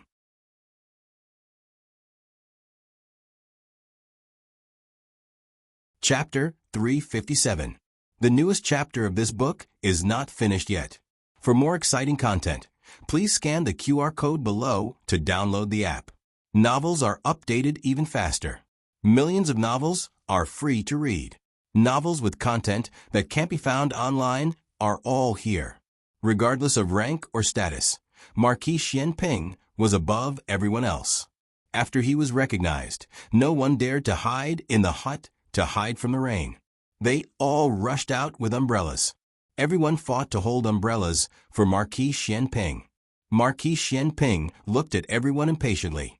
The rain was already so heavy that it was hard to see the road, but this group of people still blocked it. Out of the way! Marquis Xianping shouted. Everyone was scared by the murderous aura that he inadvertently emitted. They all retreated to the sides. There were huts one after another. Marquis Xianping didn't know which one was Xiao Liulang's residence. But in the end, it wasn't the one that this group of people had rushed out of. He walked to the side. It's the other way around. Xiao Liulang, who was lying on his back, said weakly. Marquis Xianping paused in his steps and ran to the other side. When he reached the third hut, Xiao Liulang said, "We're here." The hut was simple and crude. There wasn't even a decent table. The bed was made of a wooden bench and a wooden plank. If Grand Tutor Zhuang was here, he would feel sorry for his grandson's living environment. When Marquis Xianping was fighting, he had spent 10 days to half a month in the trenches. He had chewed on tree bark and grass roots. He had slept in a cowshed and squatted in a horse stable. His son shouldn't have been pampered. He should have been thrown into a mud pit for him to crawl and roll in. In the beginning, he couldn't bear to see Princess Xinyang raise Xiaoheng so delicately. He raised him like a porcelain doll. He was beautiful, but he couldn't stand up to one of his fingers. If he touched him, he was afraid that he would crush the little guy to death. There were 2 beds in the hut. One had a mosquito net, the other didn't. "Where's your bed?" Marquis Xianping asked. Xiao Liulang pointed to the one without a mosquito net. Marquis Xianping carried him to the side of the bed. After thinking, he called over an official outside. "Bring a chair over." "Yes. Yes." An assistant minister from the Ministry of Revenue acknowledged the order and personally went to the shed that was used as the main office to bring over a bamboo chair. When Marquis Xianping carried the person into the room, everyone had a faint guess as to the identity of the person on his back. When Marquis Xianping placed him on a chair, that guess was confirmed. Xiao Liulang. It really was Xiao Liulang.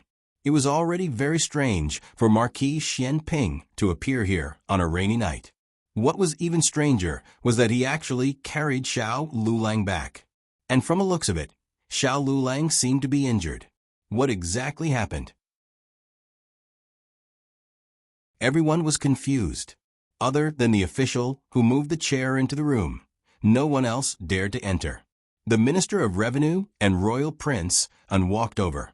"Marquis Xiao," before the Minister of Revenue could finish his greeting, Marquis Xianping coldly interrupted. "Wooden bucket. Hot water." The Minister of Revenue opened his mouth in shock. "Yes, this official will do it right away." Strictly speaking, the Minister of Revenue was not a subordinate of Marquis Xianping, but Marquis Xianping was a first-rank Marshal Marquis personally conferred by the Emperor. His status was illustrious, and his title was honorable. He was not someone a third-rank official could neglect. The Minister of Revenue had someone bring over a brand-new wooden bucket that had not been used before and ordered the inspector to boil water.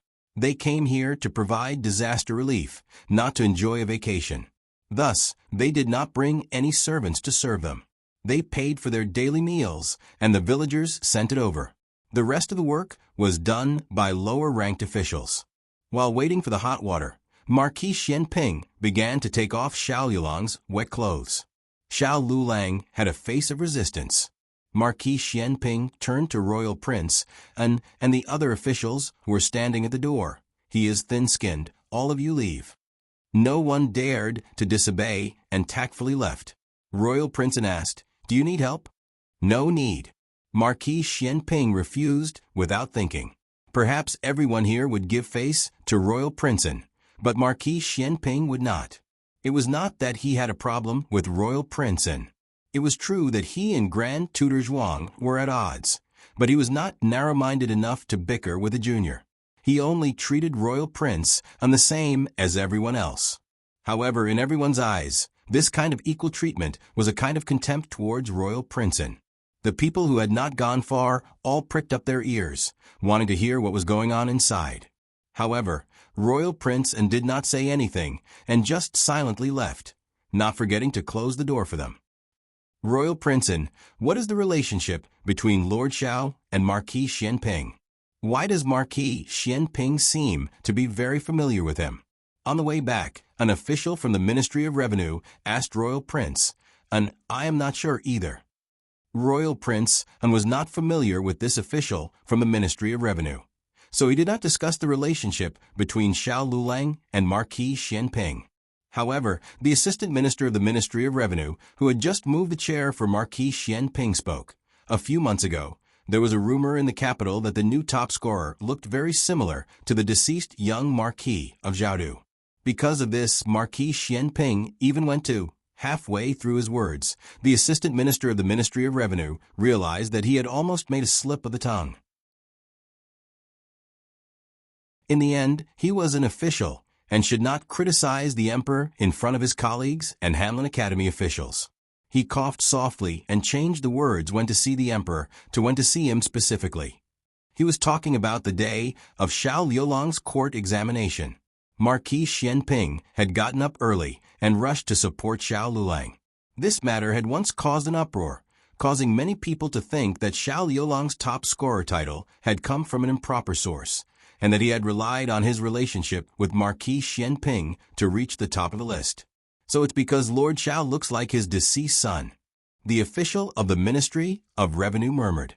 Everyone inexplicably ate a melon and more or less understood that Marquis Xianping had come to visit Xiao Lulang. How can it be such a coincidence? He didn't get injured earlier or later. When Marquis Xianping came, he got injured like this. He even had to carry him all the way back. Another person muttered. These words were just short of saying that Xiao Lulang was scheming and deliberately trying to gain Marquis Xianping's sympathy. "I really couldn't tell that he was this kind of person. How could I not tell? Have you all forgotten how he has been winning over the villagers these days? His scheming, I really can't catch up to him even if I ride a horse." "Shoo, lower your voice. Don't let Marquis Xianping hear you. Later, you and I won't be able to bear the consequences." Disperse, disperse. Royal Prince did not participate in their discussion. He knew that Xiao Lulang had gone to the mountains to pick herbs. As for why he got injured and why he met Marquis Xianping, he did not know. He went to Wu Yang's side. Tonight, he would probably have to squeeze in with Wu Yang. Inside the hut, Marquis Xianping quickly took off Xiao Liulang's top. When he went to take off Xiao Liulang's pants, Xiao Lulang tightened his belt and refused to let him do it. Marquis Xianping frowned and clicked his tongue. "What's wrong? You go out too." "I'll do it myself," Xiao Lulang said. Marquis Xianping looked him up and down and said with a chuckle, "You fell like this. Do you still have the strength?" If he had the strength, he wouldn't have let him take off his top. Right now, he was tightly gripping his belt. In fact, he was using his eyes to refuse. Marquis Xianping said, "You are my son. What have I not seen of you? When you were young, you ran around the courtyard naked." He looked at his pants. "Let me tell you, not only have I seen it, I've also played it." Xiao Lulang, who wanted to be struck by lightning. The wooden bucket and hot water were ready. Marquis Xianping didn't call anyone to enter the hut. He brought the large wooden bucket and hot water in himself.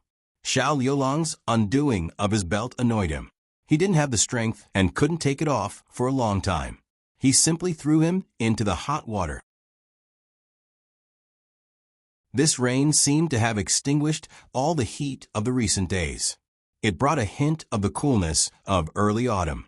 Xiao Liulang's body was cold. It wasn't until he soaked in the hot water that he gradually warmed up. Xiao Liulang soaked in the hut. Marquis Xianping went to get water. He planned to take a cold bath and then go back to the carriage to change clothes. He wasn't familiar with this place. He only vaguely remembered that a large group of people had come out of the largest hut. Perhaps they had gone there to get water. He went to the hut that was used as the central room and the office room. Everyone was there. Marquis Gu was also there. The large pile of food that Marquis Gu had brought was also there. The room was filled with the tempting aroma of meat and crispness. Everyone looked at Marquis Xianping in astonishment, their faces helpless. Marquis Xianping only needed a glance to understand. When a group of people had gathered here, he thought they were discussing some important business. So they were eating and drinking. The Minister of Revenue asked, "Does Marquis Xiao want to eat?" These were all bought from the capital by Marquis Gu's men. Marquis Xianping looked at Marquis Gu in the hut and slightly narrowed his eyes. Everyone was here except for his son-in-law Xiao Liulang. Good, very good. Marquis Gu did not know of the relationship between Marquis Xianping and Xiao Liulang. He was wondering why Marquis Xianping had mixed up with that poor boy when he met Marquis Xianping's frightening gaze. His heart inexplicably thumped. The rain stopped in the latter half of the night. The next day was a sunny day. The morning light shone and the sky was blue. The air was filled with the smell of soil and flowers that had been moistened by the rain. The disaster relief and farming mission had been completed. Everyone packed their bags and planned to eat something before returning to the capital. But no one had expected that when they pushed open the wooden door of the hut, they would be greeted by the mouth-watering aroma of meat buns. Everyone's saliva dripped down. Did they make meat buns today? The villagers know that we are leaving, so they specially made meat buns? Such fragrant meat buns. They were all officials of the capital. Even if they did not come from prominent families, at least they were not greedy for meat buns. But they did not know if it was because they had been vegetarian for too many days. But when they smelled the aroma of meat, they felt that they could not control themselves. No, this is not the aroma of ordinary meat buns. It's Zhou Ji. Their meat buns have the aroma of sesame oil. That's right. It's Zhou Ji's meat buns. Zhou Ji's meat buns were too famous in the capital. They only made 100 steamers a day, and they were sold out. Therefore, it was hard to get one even if they lined up. The aroma came from Royal Prince An's hut. Did Marquis Gu send people to buy it again? Marquis Gu is too considerate. He bought so many roast duck and crispy chicken last night. He bought it for Royal Prince An. We are basking in Royal Prince An's glory. It seems that we are basking in Royal Prince An's glory again today. Everyone chatted and couldn't wait to head towards Royal Prince An's hut. But when they reached the door, they were dumbfounded. Royal Prince An was not in the room. There was only Marquis Xianping and Xiao Liulang and a youth in black. The table in front of the two was filled with meat buns. Other than the meat buns, there were wine-fermented meatballs sprinkled with egg drops, scallion pancakes with donkey meat, and braised lamb scorpion that could make the dogs next door cry. These were all Zhou Ji's specialties. Everyone swallowed their saliva. Was it really good to eat, so sumptuous, so early in the morning? But the three of them could not finish it. He bought so much for them, right? As expected, Xiao Liulang spoke faintly. Did you beat the bun seller to death? Who could finish so many buns? Marquis Xianping raised his eyebrows and smiled. Then let's split it, Chang Jing. Chang Jing walked over and took the buns on the table, leaving one steamer for Marquis Xianping and Xiao Liulang. Everyone watched as Chang Jing walked toward them with the buns. They were so excited that they could not express themselves. Then, they saw Chang Jing walk past them expressionlessly. Everyone, Chang Jing distributed the buns to the villagers. There was only one left. Chang Jing gave it to the village's big black dog. Thus, everyone who was eating salted vegetables and cornbread experienced what it meant to be worse than a dog. After breakfast, Marquis Xian Ping packed Xiao Lulang and stuffed him into his carriage. Although Xiao Lulang strongly protested, his protests were ineffective. Everyone also sat on the Yaman's carriages. Marquis Gu was surprised to find that the wheels of his carriage had been removed. Marquis Gu exploded on the spot. "Where are the wheels of my carriage? Who did it?"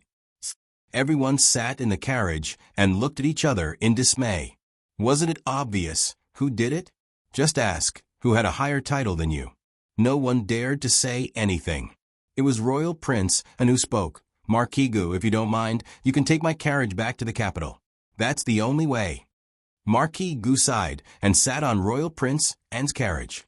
This son-in-law was still the best. He knew how to help at the crucial moment. Before she could finish her sentence, she heard a loud bang. The wheels of Royal Prince An's carriage were removed as well. No one saw anyone do it. The two wheels seemed to have betrayed him and rolled out of the carriage. The carriage landed heavily on the ground. Marquis Gu's head hit the roof of the carriage, and there was a big bruise on his head. The Minister of Revenue did not want to get involved in this mess. However, he was entrusted by someone to take good care of Royal Prince An. But after taking care of Royal Prince An, he could not leave his future father-in-law. He could only invite the two of them into his carriage. Marquis Xian Ping brought Chang Jing out of Xiao Liulang's hut. Chang Jing was holding Xiao Liulang's luggage and the herbs he picked these days. The Minister of Revenue thought for a while and cupped his hands towards Marquis Xian Ping. "Marquis Xian Ping, for old Lady Xiao's sake, please be merciful." Marquis Xian Ping's mother, old Lady Xiao, and the Minister of Revenue's mother were cousins. Strictly speaking, they were cousins. "All right," Marquis Xian Ping agreed. The Minister of Revenue secretly heaved a sigh of relief. It seemed that old Lady Xiao's face was still useful. In the next second, Marquis Xian Ping kicked off the wheels of the Minister of Revenue's carriage. He only said to be merciful. He did not say to be merciful. When it came to bullying people, Marquis Xian Ping was a professional. After this, no one dared to invite Marquis Gu into the carriage anymore. They all left with their tails between their legs. Royal Prince An also wanted to help, but could not. He cupped his hands towards Marquis Gu and asked Wu Yang to find the wheels and install them. Then, he returned to the capital alone. Marquis Gu was left alone on the ridge of the field. Behind him was a carriage without wheels. Even the horse had run away. It was as if he was abandoned by the world. Marquis Gu was miserable and miserable. Wu, the latest chapter of this book, is not finished yet. For more exciting content, please scan the QR code below to download the app.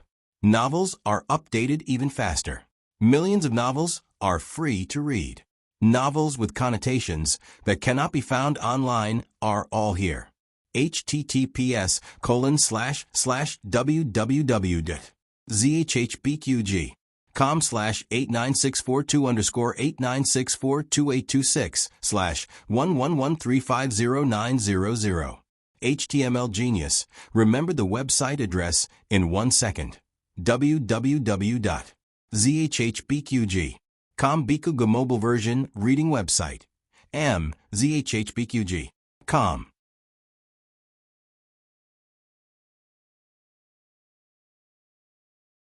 Chapter 358. The newest chapter of this book is not finished yet. For more exciting content, please scan the QR code below to download the app. Novels are updated even faster. Millions of novels are free to read. Novels with content that can't be found online are all here. If other people thought that they could safely return to the capital after leaving Marquis Gu behind, then they were too naive. Marquis Xian Ping blocked their way and took off their wheels one by one. There was no village to the front and no shop to the back. Even if one called for help, the heavens and the earth would not respond. Of course, there were a few people who didn't offend Xiao Lulang, but they also had their wheels taken off by Marquis Xianping. This was helping them, not harming them. Marquis Xianping wouldn't make things difficult for them in the future, but if Marquis Xianping let them go, the people who didn't like Xiao Lulang might make things difficult for them. So, they might as well take them off together. Xiao Lulang didn't know anything about Marquis Xianping blocking their way and bullying them. He didn't sleep well last night and woke up with a slight headache.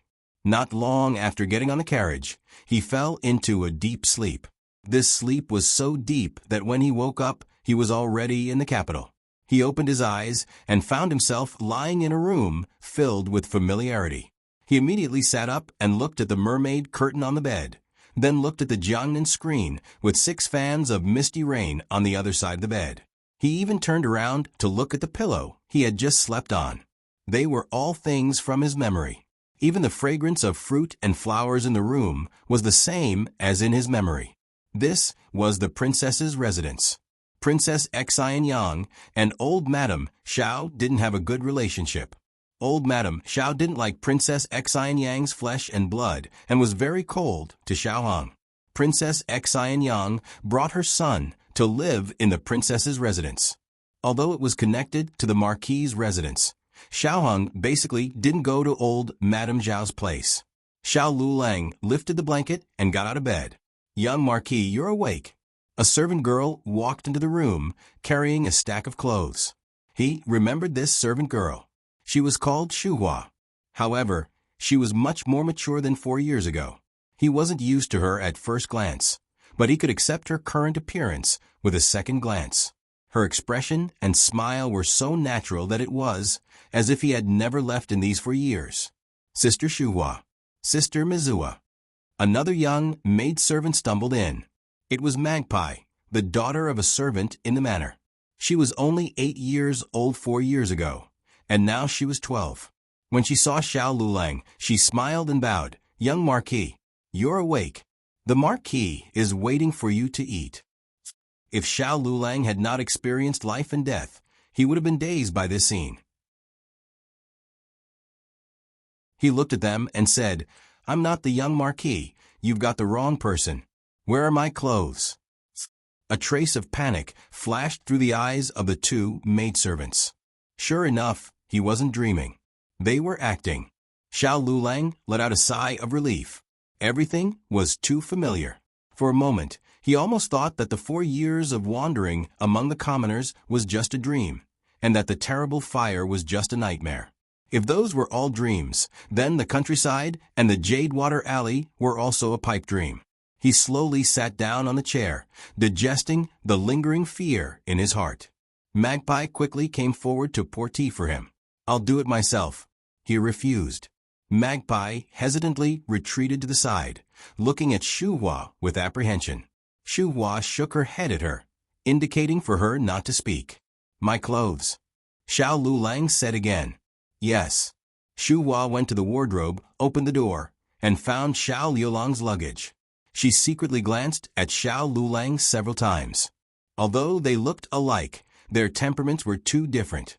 The young Marquis never had a straight face with them, always talking and laughing. He was a little master that warmed people's hearts. Moreover, the little master's legs were not lame. "You can all leave." Marquis Xianping, who had been listening outside the door, saw that his plan was not working and could only helplessly appear. The 2 maidservants retreated as if a heavy burden had been lifted off their shoulders. He did not need to go to Hanlin Academy today, so he found a set of normal clothes to change into. Then he said to Marquis Xianping, "You don't need to test me anymore. I'm not Xiao Hong." Marquis Xianping said, "I'm not testing," Xiao Lulang interrupted him. "Don't think that as long as I'm still Xiao Hong, you can make up for the guilt in your heart. Even if you test me 100 times, 1,000 times, I'm still Xiao Lulang, the illegitimate child of Qin Yun's mother, not the legitimate son of Marquis Xianping." Marquis Xianping's eyes darkened. "Then tell me, is there really someone who looks exactly the same in this world?" "Is it really the same?" Xiao Lulang asked back. Marquis Xianping's gaze fell on his right eye. There was originally a tear drop mole here, but now it was gone. Xiao Lulang said, "Of course, if you just want to use me as a substitute for the young marquis, then it's up to you." No one could replace Xiao Hong. He did not need a substitute for Xiao Hong. He only wanted Xiao Hong, his son Xiao Hong. These words pierced Marquis Xian Ping's heart to the point of bleeding. Otherwise, why would he say that he was his son? He knew what words would stab him the most. Xiao Lulang did not say anything else. He picked up his luggage. "Where's my medicine?" "In the courtyard," Marquis Xian Ping said. Xiao Lulang walked out without looking back. Marquis Xian Ping looked at his determined and stubborn back and suddenly called out to him, "Don't you want to see your mother?" Xiao Liulang's steps paused. His hand holding his luggage slowly clenched. "I want to see her." "Does she want to see me?" Xiao Lulang left without any hesitation. "Hiss, little brat." Marquis Xian Ping's teeth hurt. Steward Lu walked over from the other end of the corridor. He entered the room and asked, "Marquis, the young master still hasn't admitted his identity?" Marquis Xian Ping's fist slammed on the table, and his mouth twitched. "Little stubborn donkey. Is it really the young marquis? Could there have been a mistake?" Steward Lu asked worriedly. He paused and then muttered, "It doesn't matter if there's a mistake. After all, they are both Marquis's children." Marquis Xian Ping glared at him. Steward Lu smiled embarrassedly. "I'm joking. Since ancient times, there had been a difference between the direct and concubines. Moreover, this was an illegitimate child. How could he let an illegitimate child mix up the direct bloodline of the Marquis Fu?" Marquis Xian Ping thoughtfully rubbed his chin. Could it be that only his mother can control him? Chen Yun's mother is already dead. Steward Lu kindly reminded. Marquis Xian Ping gave him a death stare. "You don't want this month's salary?" Steward Lu's entire body trembled, saying, "Ah, Marquis, you are talking about the princess. But if the princess can't do anything to him?" Marquis Xian Ping looked at the disappearing figure at the end of the courtyard. His gaze deep. "Then I will believe that he really isn't Xiao Hong." Xiao Lulang sat in Marquis Xian Ping's carriage back to Jadewater Alley. When he arrived home, it was already dark. His family did not know that he had returned today, and each went to do their own things. Only Yao Shi was strolling in the courtyard to digest her food. "Mother." He went forward to greet her. Yao Shi said in pleasant surprise, "Lulang is back? You haven't eaten yet, right?" Yuya. "Hey." Yuya put down the work in her hands and walked over. "Eh? Son-in-law." Yao Shi ordered. "Go make something for son-in-law to eat." "Okay." Yuya complied and went to the kitchen. This time, he had gone to the countryside to provide disaster relief and did not bring back any gifts. Other than a basket of medicinal ingredients, there was only some dried fish that the villagers had dried themselves. Xiao Lulang took out the dried fish. "What is this?" A bag of strange medicinal powder fell out from under the dried fish. "This is a kind of dried flower powder. It was given by an auntie. Apparently, it can be used as rouge." It was Uncle Zhang's family's auntie.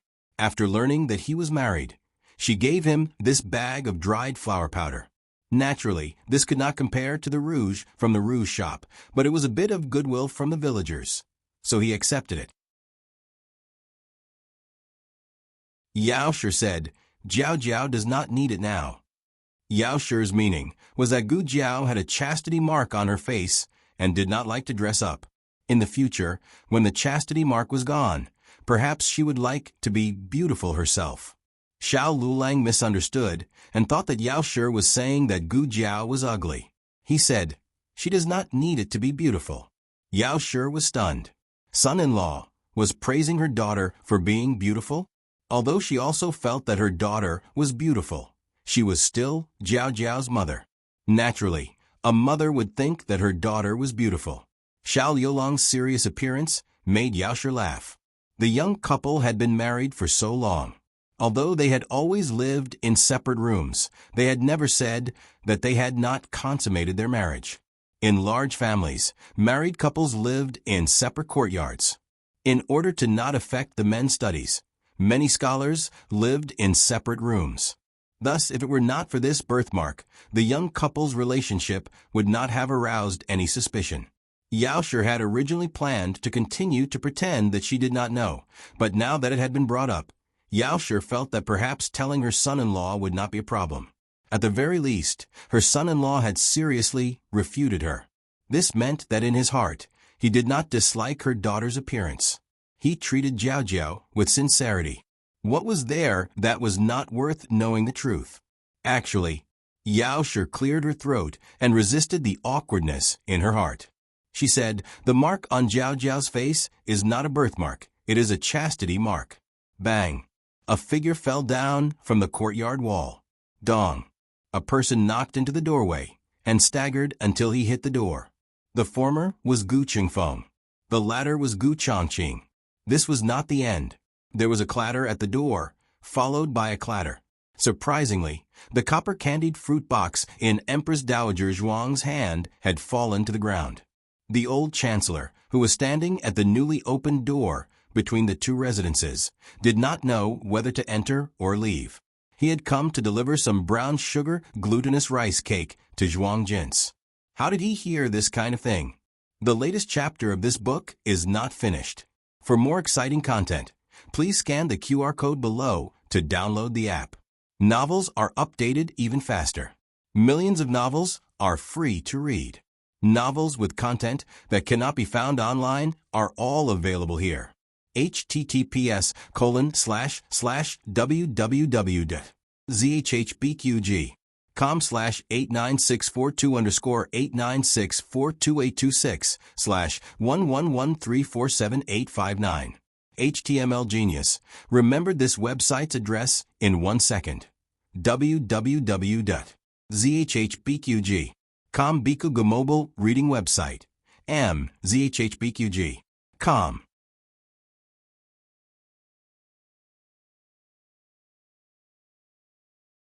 Chapter 359. The latest chapter of this book is not finished yet. For more exciting content, please scan the QR code below to download the app. Novels are updated even faster. Millions of novels are free to read. Novels with content that can't be found online are all here. Yao Shi was so shocked by the commotion that she stood up from her chair. She clearly didn't see a single person just now. So how did so many people appear out of thin air after she finished speaking? They didn't come when they didn't, but they all came when they did. Was this arranged? Also, it was fine that Gu Changqing and the matriarch appeared here. One came to see the twins, and the other came to play cards. But what was up with Gu Qingfeng? What was he doing climbing up the wall of their house? Yao Shi was so shocked that she couldn't even speak. Of the 5 people present, it was unknown who was the most embarrassed. Was it the 4 people who accidentally heard this huge secret, or was it Xiao Lulang who was caught in the whirlpool of secrets? In short, the 5 people all had different expressions and didn't speak for a long time. The atmosphere became more and more awkward. In the end, it was Gu Qingfeng's nose that itched and he couldn't help but sneeze. Only then did the strange silence in the courtyard be broken. That Gu. Empress Dowager Zhuang wanted to call Gu Changqing, but she couldn't remember his name. Her mind was filled with this guy who won money from her. So, angry, Gu Changqing came back to his senses and turned to bow to Empress Dowager Zhuang, who was dressed as an old lady. He didn't call the Empress Dowager. After all, she was traveling incognito. He was afraid that the walls would hear her identity. Empress Dowager Zhuang gave a look to the candied fruit jar on the ground. Gu Changqing understood and endured the pain in his head. He picked up the candied fruit jar on the ground. Fortunately, it was made of iron and didn't break. Empress Dowager Zhuang hugged her beloved candied fruit jar and entered the courtyard with a complicated expression. How could it not be complicated? The little great-grandson she had been looking forward to for so long wasn't even a shadow. Was this the truth behind why she couldn't wait for her little great-grandson? Her mentality was collapsing. Her complicated and painful gaze fell on Xiao Yulang's body. Starting from his head, it slowly moved down until it reached an unspeakable place.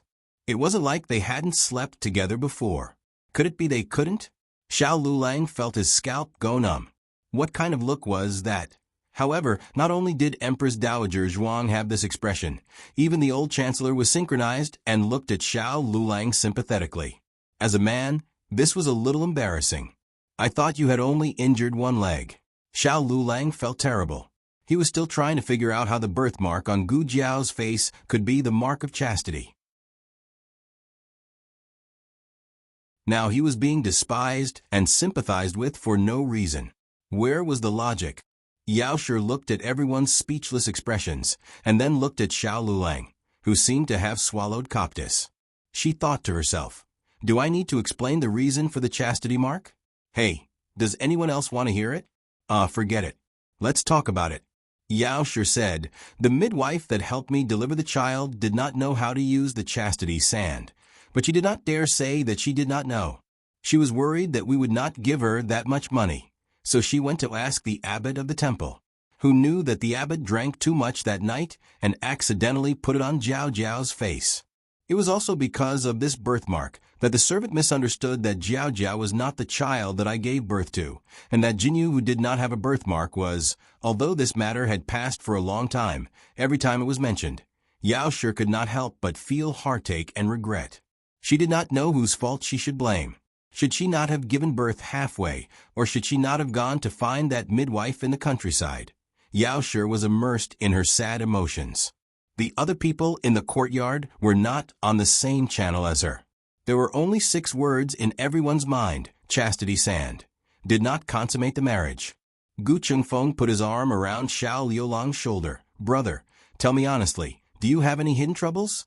Xiao Liulang's face darkened. Gu Jiao went to see a patient and was busy until late at night. When she stepped into the courtyard, she saw the elders of the family sitting neatly in the central room. Her great-aunt and son-in-law were also there. The last time the two of them sat together was when the emperor came to buy Shui Lane to recuperate. However, they sat separately and did not speak. Ever since her great-aunt recovered her memories, this was the first time Gu Jiao saw the two of them so amiable. Gu Changqing and Gu Chengfeng also came. What did you come here for? Gu Jiao asked Gu Chengfeng. Gu Changqing's lips curled up imperceptibly. It seemed that in his sister's heart, this second brother who had drunk wine with her, ridden horses with her, and played water with her, did not have much weight. He could not come to Baishui Lane as he pleased. Gu Chengfeng snorted and said unhappily, You think I wanted to come? Cheng Lin ran out of hair growth ointment.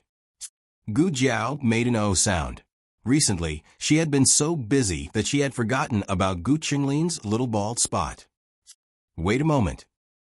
Gu Jiao went to the east room to put down the small basket and took out the medicine box. She opened the box and saw that there was indeed a box of hair growth ointment inside. The medicine box could not only determine the medicine needed by the patient, but also remember the patient's course of illness and the dosage. It was very useful, but it would be even better if there were no more strange things. Gu Jiao took out the hair growth ointment and handed it to Gu Chengfeng. Here, 100 taels. Gu Chengfeng immediately exploded. You charge me 100 taels for such a small box of ointment? That's too much. Gu Jiao's expression did not change. It's the price of family affection. The price of family affection specially set for you. If someone else came, it would be 1 tael. Gu Chengfeng reluctantly took out the banknotes. Gu Jiao happily accepted it. Everyone stared at her without blinking. Gu Jiao felt that the atmosphere was strange from the moment she entered the courtyard, and now it was getting stranger and stranger. Did something happen? Why are you all looking at me like this? She asked. Madam. Yuya came over with a bowl of tonic soup on a tray. The soup you wanted is ready.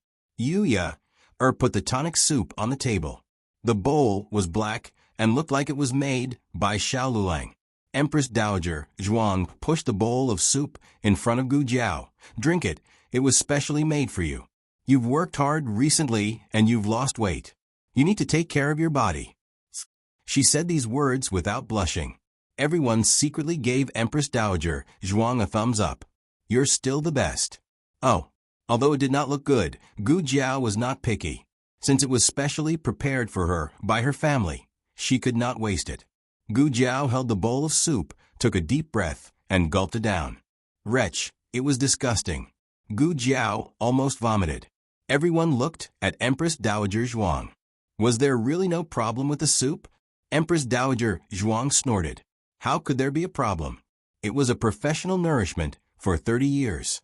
The previous emperor's concubines all drank this tonic soup, so their bodies were better than the other. Gu Jiao felt nauseous. She covered her chest and took a deep breath. She inadvertently glanced around and found that the table was uniformly looking at her. She blinked and shook her little head. Oh, I'm not pregnant, am I? In the study, Xiao Lulang, who heard the sentence, spat out a mouthful of tea. Everyone's expression twitched.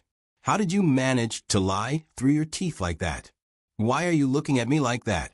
Gu Jiao asked. Have you consummated your marriage? Gu Chengfeng asked straightforwardly. Gu Chongqing kicked him under the table. Gu Jiao did not know that there was nothing left of her. She stuck out her small chest and said righteously, Why haven't I consummated my marriage? Of course I have. Is it written on my face that I'm a virgin? Everyone looked at her chastity mark. Yes. Gu Jiao. Xiao Lulang couldn't bear to listen any further. He wished he could bury himself with books. What kind of brother and sister were they? One dared to ask, and the other dared to answer. Were they not ashamed? Jiao Jiao. Jiao Jiao, are you there? Xiao Bao has a stomachache. Can you go and take a look at him? Master Zhao's anxious voice came from the door, interrupting the conversation. Gu Jiao went next door to see Xiao Bao. Empress Dowager Zhuang waved her hand and said, Okay, let's go. Yuya, make Jiao Jiao a bowl of this soup every 3 days. You must watch her finish it. Yuya replied, Yes. Gu Chongqing originally came to visit the twins. However, Gu Yan and Gu Shaoshan were resting at Nanxiang and Master Lu's place. Gu Chongqing had to leave with Gu Chengfeng. Ahem, I will go too. I want to see how the homework in Jingkong is going. The old chancellor went next door. Little Jingkong was doing homework at his place tonight. Empress Dowager Zhuang went to Xiao Lulang and little Jingkong's west room. Eunuch Qin followed. Empress Dowager Zhuang looked at the bed and called the accompanying imperial masters. She pointed at the bed and said seriously, Split it. The imperial masters, Eunuch Qin. After a loud noise, Empress Dowager Zhuang ran out of the west room, waving her phoenix claws. Oh, Jiao Jiao. Eunuch Qin and little Deng fought. The bed collapsed. Eunuch Qin trembled. What did it have to do with him? Also, what kind of fight could collapse the bed? These words didn't sound right. Gu Jiao was not called over by Empress Dowager Zhuang, but little Jingkong came over first. He had just finished his homework and heard his great-aunt say that the bed collapsed. He was young and curious, so he went to see whose bed collapsed. So it's my bed that collapsed? The little guy stood in front of the collapsed bed with his hands on his hips and was stunned for a few seconds. Then he laughed. That's great. His bed collapsed. He had no place to sleep tonight. He could only squeeze with Jiao Jiao. Brother-in-law, I want to take a bath. He wanted to wash himself clean and smell good, then put himself on Jiao Jiao's bed. After a quarter of an hour, the little handsome monk came out of the bath and changed into dry pajamas. He smelled good from head to toe. I can go sleep with Jiao Jiao. He skipped to the east room. However, before he could step in, Empress Dowager Zhuang picked him up. Empress Dowager Zhuang said, You and I will go back to the palace tonight. Little Jingkong's little body trembled. Why? Empress Dowager Zhuang said, I'm lonely. Little Jingkong strongly protested, I want to sleep with Jiao Jiao. Empress Dowager Zhuang refused heartlessly. No, you won't have a little great-grandson if you sleep with him. I want a little great-grandson. Little Jingkong flapped his little arms and legs in the air and complained, Why do you want a little great-grandson? Am I not cute enough? Empress Dowager Zhuang was full of questions again. She could not win against him. so she stopped talking and directly carried him out of the courtyard and into the carriage.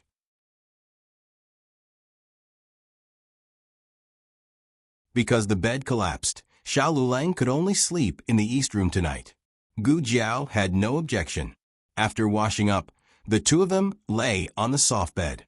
Little Jing Kong was used to sleeping on hard beds in the temple, so the mattress in the west room was less than in the east room. Xiao Lulang had slept on this bed before, but he did not know if it was because of his different state of mind, but the feeling of lying on it tonight was particularly different from before. The mattress seemed to be softer, reminding him of her delicate little body. The pillow was full of her breath and fragrance. Every breath made him feel short of breath and hot in his heart. She was lying flat beside him, and her breathing was even and long. Xiao Lulang could not sleep. He gently turned his head and saw that their long hair seemed to be entangled. Suddenly, there was a hint of ambiguity in the night. The dream he had before flashed through his mind uncontrollably. He tried to erase the inappropriate images from his mind, but the harder he tried, the clearer they became. Even her smooth breathing seemed to have a hint of seduction in his ears. Husband. She suddenly turned to look at him. Xiao Yolang's heart skipped a beat. He felt guilty for being distracted. His expression tensed as he looked at the ceiling and asked seriously, "What's wrong?" Gu Jiao straightened up on her elbows and looked at him. "Nothing. I just want to ask you if everything went well in the countryside. Did those people bully you?" "No," he said. Gu Jiao asked strangely, "What's wrong with your voice? It's mute." It would have been better if she hadn't said this. Once she said this, Xiao Lulang found it even harder to control himself.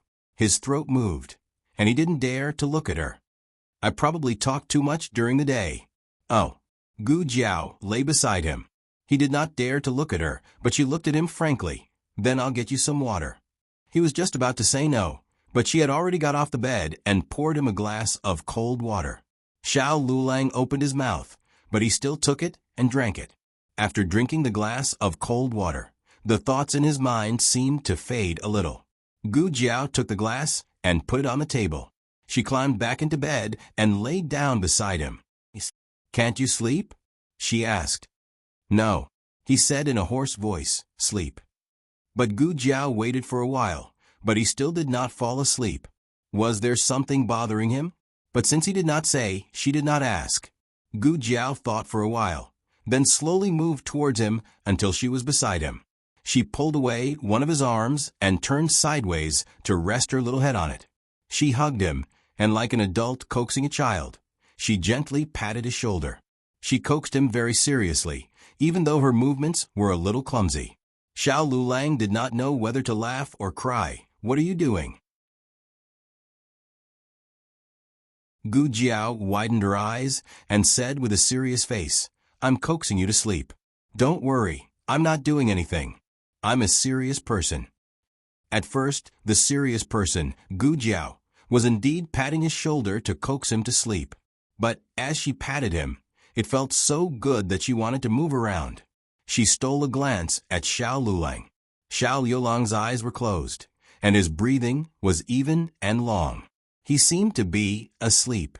Gu Jiao became bold and touched his small chest muscles. After touching his chest muscles, she moved on to his abdominal muscles. After touching his abdominal muscles, she moved on to his waist muscles.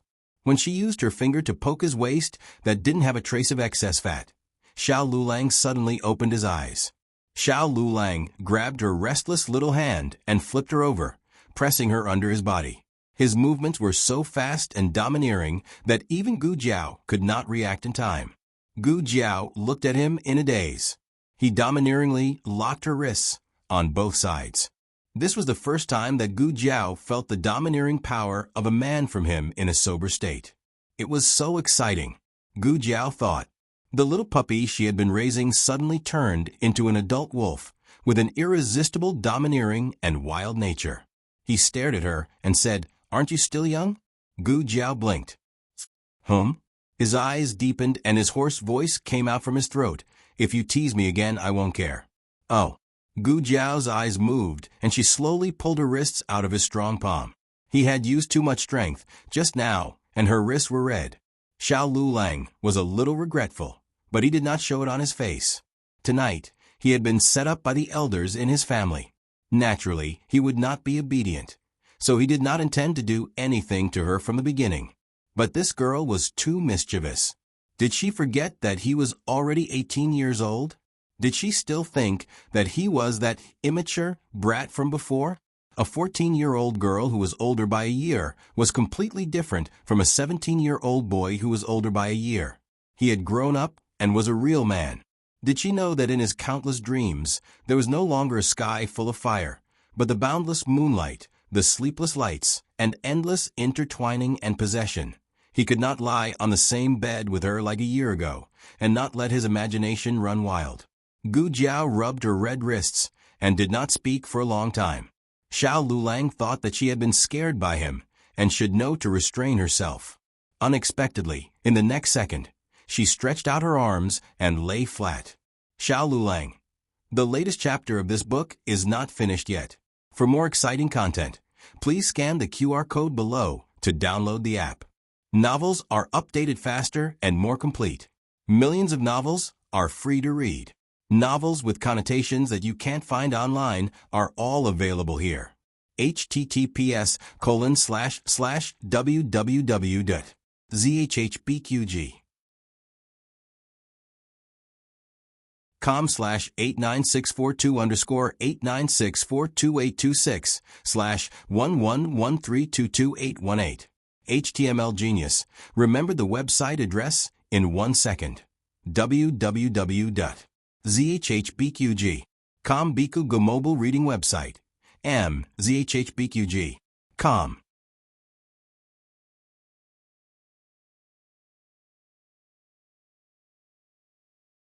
Chapter 360.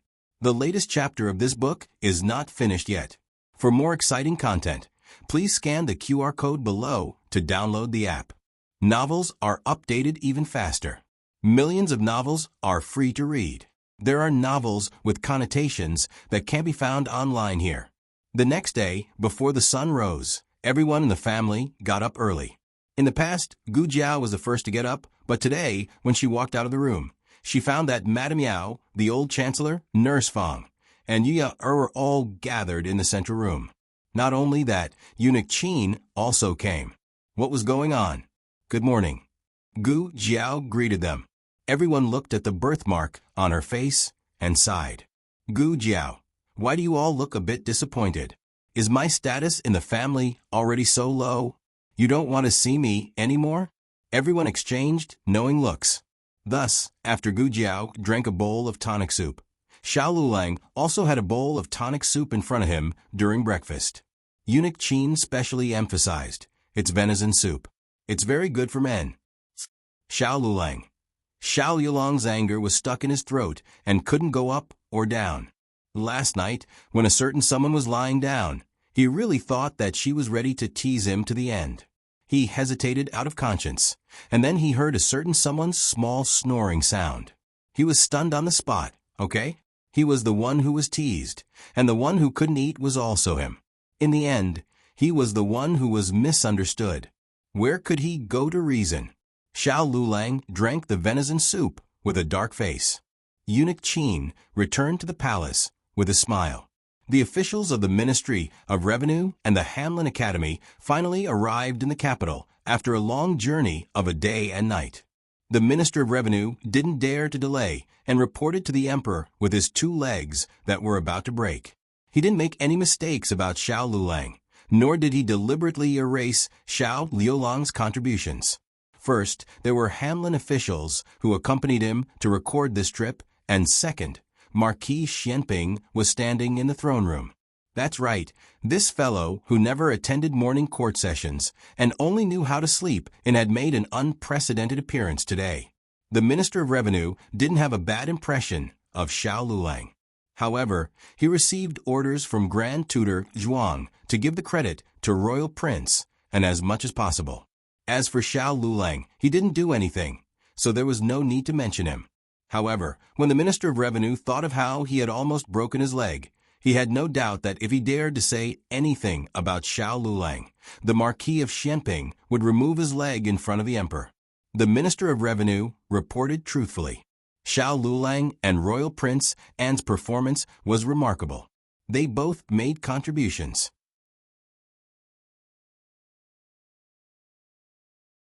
Although the Minister of Revenue intended to give Royal Prince An more opportunities to make contributions, Xiao Lulang had done too many things in the countryside. The emperor thought it was good. Both of them were pillars of the Zhao kingdom.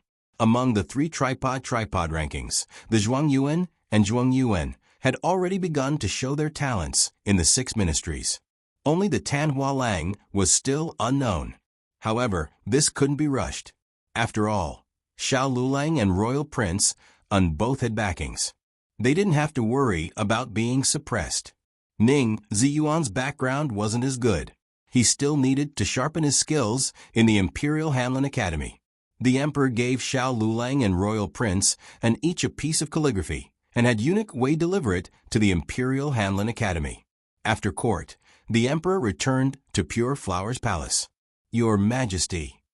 A young nun walked over with a box of food. She bowed to him and said, "Imperial Concubine Dowager personally made some pastries and had this humble nun deliver them to your Majesty.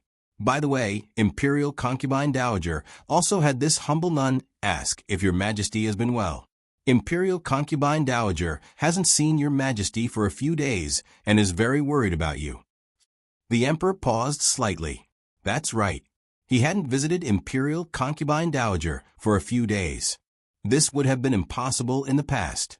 As long as Imperial Concubine Dowager was in the palace, he would pay his respects every day. Could it be that he was still angry at Imperial Concubine Dowager for hiding her relationship with Gu Chao?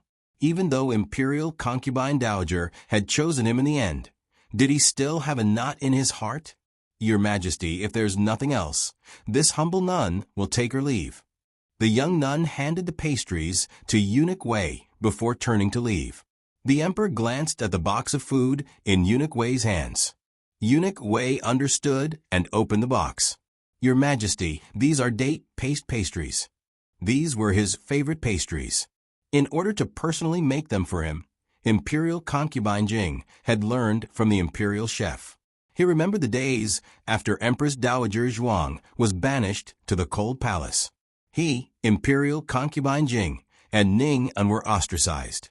They didn't even have a decent hot dish for his birthday. Thus, his Imperial Concubine Dowager Zhuang personally went to the tree to pick dates and made a date paste pastry with crisp dates. It didn't taste too good, but it was the best taste he could remember at the time. The emperor picked up a piece of date paste pastry and tasted it. It was also made with crisp dates. Memories flooded his mind, and he let out a long sigh. "Go to the nunnery and tell Imperial Concubine Dowager that I'll accompany her for dinner tonight." "Yes," eunuch Wei replied. The second master had recently recruited another doctor. To be precise, he had poached a doctor from Rejuvenation Hall. He had once been kicked out of Rejuvenation Hall, and everyone was waiting to see him make a fool of himself. However, he had led Miracle Hand Hall to rise in the capital. Miracle Hand Hall's business grew bigger and bigger, and countless doctors wanted to seek refuge under him. After careful selection, he had chosen a doctor with the surname Miao. His medical skills were good, but his character was excellent. The second master had to poach Dr. Miao for a long time before he was finally persuaded. After Dr. Miao came, he took on a lot of work, so Gu Jiao wasn't as busy. Gu Jiao went to find the old beggar to play chess, but unexpectedly, the old beggar wasn't there. Gu Jiao waited for a while, but didn't see him. She put on her mask and changed her route to the martial arts center. Little brother Gu, a middle-aged man with a big belly and a ruddy face, called out to her. Gu Jiao looked at him and used her eyes to ask, "What's the matter?" Her attitude wasn't warm and could even be called cold. However, the other party didn't mind. Anyone who had seen Gu Jiao compete knew how fiery her temper was. She was already giving him face by being willing to communicate with him. The middle-aged man smiled and said, "Little brother, I've seen every one of your matches. You're very bold, and your fighting style is very arrogant. You've also improved a lot. Forgive me for being blunt, but this kind of small martial arts center is no longer suitable for your strength. Are you interested in trying out other places?" So he was here to poach her. Gu Jiao looked at him and took out a small notebook to write. "Is there a decent expert at the place you're talking about?" Listen. What kind of arrogant tone was this? However, he liked it very much. This young man, indeed, had the qualifications to be arrogant. The middle-aged man smiled and said, "Of course there is. I just don't know if you dare to go." Gu Jiao lightly wrote, "Could it be the netherworld?" Ha ha ha. The middle-aged man was amused by Gu Jiao's arrogance and humor. "Little brother, don't worry. With such a good seedling like you, how could I bear to let you go to that kind of place? Let's not talk too much. I'll directly bring little brother there." Gu Jiao left the martial arts center and let Xiao Senzi go back first. She sat in the middle-aged man's carriage and went to an embroidery building in the north of the city. This was Gu Jiao's first time coming to the north of the city. Jade Water Alley was located in the south of the city. Marquis Ding An's manor was in the southeast. Her range of diagnosis was mostly from the south to the east of the city. Everything here made Gu Jiao feel unfamiliar, but there was also an inexplicable attraction. Gu Jiao followed the middle-aged man through the embroidery building and arrived at a dye house. Underneath the dye house was an underground martial arts center. From the middle-aged man's mouth, Gu Jiao learned that the martial arts center did not have a name. Normally, when people mentioned it, they would just say, "Come to the Narcissus Embroidery Building." The martial arts center was very large. It was almost as large as 4 Taiha martial arts centers. If Gu Jiao had not seen it with her own eyes, she would not have believed that someone had built such a large underground place. In the center of the martial arts center were 4 martial arts stages. This was the same as the martial arts centers. Around them were countless rooms. The middle-aged man did not say what they were used for. The middle-aged man waved his hand and pointed, saying, "Do you see those rooms with gourds hanging on their doors? You must not go in." "Why?" Gu Jiao asked with her eyes. The middle-aged man explained, "Those are the rooms of experts. If you rashly charge in, you will be beaten to death." So it was allowed to kill people here. The 4 martial arts stages were carrying out martial arts. Compared to the Taiha martial arts centers, the fights here were much more bloody and violent. The air was filled with the pungent smell of blood. Gu Jiao felt all the blood in her body begin to boil. Her ruthless nature began to stir again. Gu Jiao restrained her killing intent. Under the guidance of the middle-aged man, she arrived at the east side of the martial arts center. "Yo, look who Oldie managed to trick over today." A young man who was organizing the accounts raised his head and looked at Gu Jiao meaningfully. Such a tender young master. "Oldie, you have a heart to do this? Aren't you afraid that he will be beaten to death?" So, people could die in the martial arts arena. Gu Jiao had a clearer understanding of the underground martial arts center. "Let's first bet 50 taels of silver," the young man said to Gu Jiao. Gu Jiao frowned. "You still want money? I'll do it. I'll pay for this little brother." The middle-aged man generously took out a 50 taels banknote and slapped it on the table. The young man looked at Gu Jiao with an even more thought-provoking gaze. To be able to make old he, this miser, pluck your feathers. It seems like you have some ability. All right, I will take good care of you and try not to let you die too early. Can I look around? Gu Jiao wrote in her little notebook. Old he said, "You can. But remember what I said just now. Don't go near the room with a gourd hanging on the door." Gu Jiao nodded. She left the martial arts center. Behind her, the young man and old he's conversation could be heard. "No way. You really want this kid to compete? He's even thinner than me. And he's a mute. Don't you remember the lesson from last time? You brought back an expert, but in the end, he was beaten to death with a single punch. Trust my eyes this time. Don't arrange someone too strong for the first round. Let him practice First, Gu Jiao gradually walked away. The two people's conversation was gradually drowned out by the cheers below the stage. It was Gu Jiao's first day here. She just wanted to familiarize herself with the environment, but she didn't expect to see an acquaintance here. A person wearing a black cloak walked in front of her. The cloak was wrapped so tightly that her face couldn't be seen. But the moment the person opened the door, the hood of the cloak fell off. Gu Jiao looked carefully. It's her? Digression. Who was this person? Who was this person? A Crown Princess B. Imperial concubine, Jing. Everyone has to post a book review. Paragraphs and chapters, reviews won't reward coins. The latest chapter of this book isn't finished yet. For more exciting content, please scan the QR code below to download the app. Novels will be updated even faster. Millions of novels will be read for free. Novels that can't be found online are all here. https://www.zhpqg.com/89642_89642826/111320010. HTML Genius memorized this site's address in 1 second. www.zhpqg.com Biku Go mobile reading website. zhpqg.com.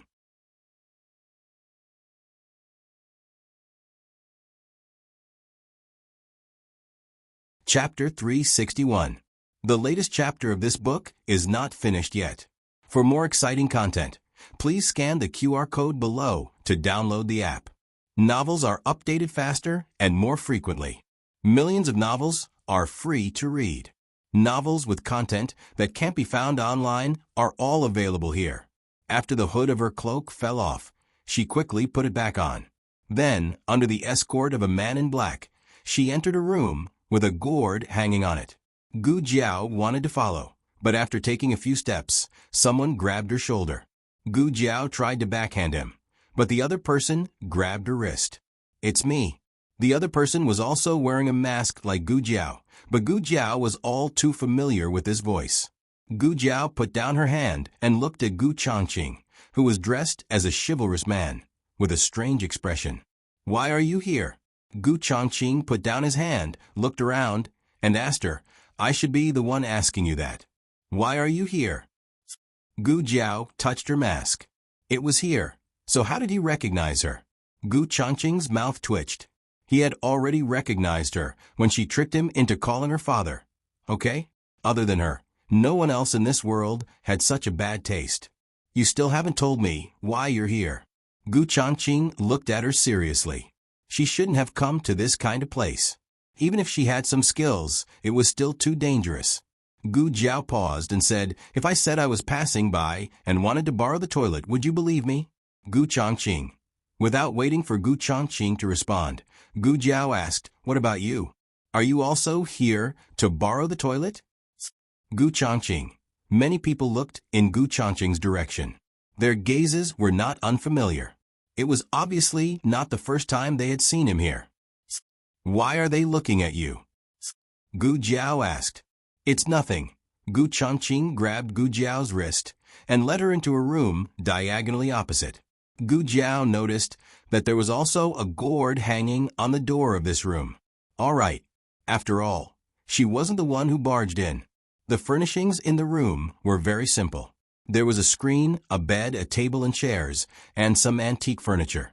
It had a simple and heavy feeling, which could easily make one's heart tremble. Gu Jiao was more curious. Gu Changqing looked at her fearless appearance and helplessly shook his head. Those who knew would say that she had come to the most dangerous place in Zhao country. Those who didn't know would think that she was strolling through a vegetable garden. Have a seat. Gu Changqing said as he sat down on the chair beside the table. Gu Jiao sat down opposite him. She stopped looking around and looked at him. Are you really here to borrow the toilet? Gu Changqing's action of pouring tea paused. The corner of his mouth twitched as he said, I'm here to find someone. Gu Jiao said, Oh, what a coincidence. Me too. Gu Changqing looked at her with an indescribable expression. Didn't you just say that you wanted to borrow the toilet? Gu Jiao waved her hand. It's about the same. Gu Changqing simply didn't know how to continue the conversation. Gu Jiao usually didn't talk much, but this underground martial arts field really piqued her curiosity. She asked, "What is this place? Is it just an ordinary martial arts field?" Ordinary. She was probably the only one who would think so. However, anyone who truly understood the situation would at least be somewhat fearful, if they did not say that they would be terror-stricken upon hearing this. Gu Changqing put the tea he had poured in her hand and said, "It's mainly a martial arts competition, but it also does some other business. Many people will choose to come here to trade. First, it's confidential. Second, it's safe. The martial arts field takes 20% of the profits." Gu Jiao said, 20%? That's not a small amount. If they traded 10,000 taels of silver, they would have to pay the martial arts field 2,000 taels of silver. So the martial arts field earned this much? But what did that person come here for? Did they come to watch the martial arts competition or to find someone to trade? While she was thinking, waves of excited roars and shouts came from outside. Kill! Kill! Kill! The underground martial arts field had a total of 4 rings, east, west, south, and north. At this time, there were experts fighting in all 4 rings. However, the one with the most spectators, the one with the fiercest bets, and the one with the most enthusiastic cheers was the East Ring. Coincidentally, their room was facing the East Ring.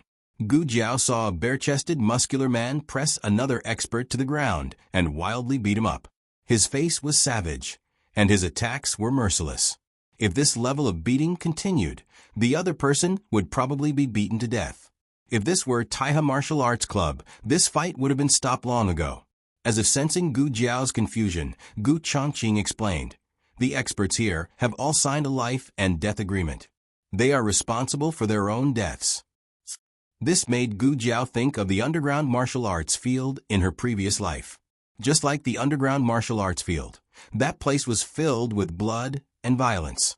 No one cared about the life and death of the fighters. They even hoped to see someone beaten to death. Gu Jiao had once been one of the fighters. She was the youngest and the weakest. She had been sent to the martial arts field by her godfather, along with her companion. Half a year later, Gu Jiao had come out, but her companion had stayed behind forever. Gu Jiao looked at the savage and violent scene in the ring without the slightest ripple in her eyes. That's a person's clothes. It's so strange. Gu Jiao's gaze moved away from the East Ring and fell on the South Ring. Gu Changqing took a look and said, "That's a Turk." Gu Jiao was surprised. "There are Turks here?" The Turks were a large race outside of the 6 kingdoms. Even though they claimed to be a country, they had never received the recognition of the 6 kingdoms. In the eyes of the 6 kingdoms, the Turks were even inferior to the 3 inferior kingdoms. However, the Turks were exceptionally brave, and they had produced many experts. The Turk expert on the ring knocked out his opponent and stomped his opponent's face into the ground. He raised his arms in a provocative and boastful manner, causing the audience to scream. Gu Jiao's gaze fell on the expert he was stomping on. Is the person he defeated also a Turk? His clothes are strange too. Gu Changqing's eyes narrowed. He clearly didn't approve of the Turk expert's actions.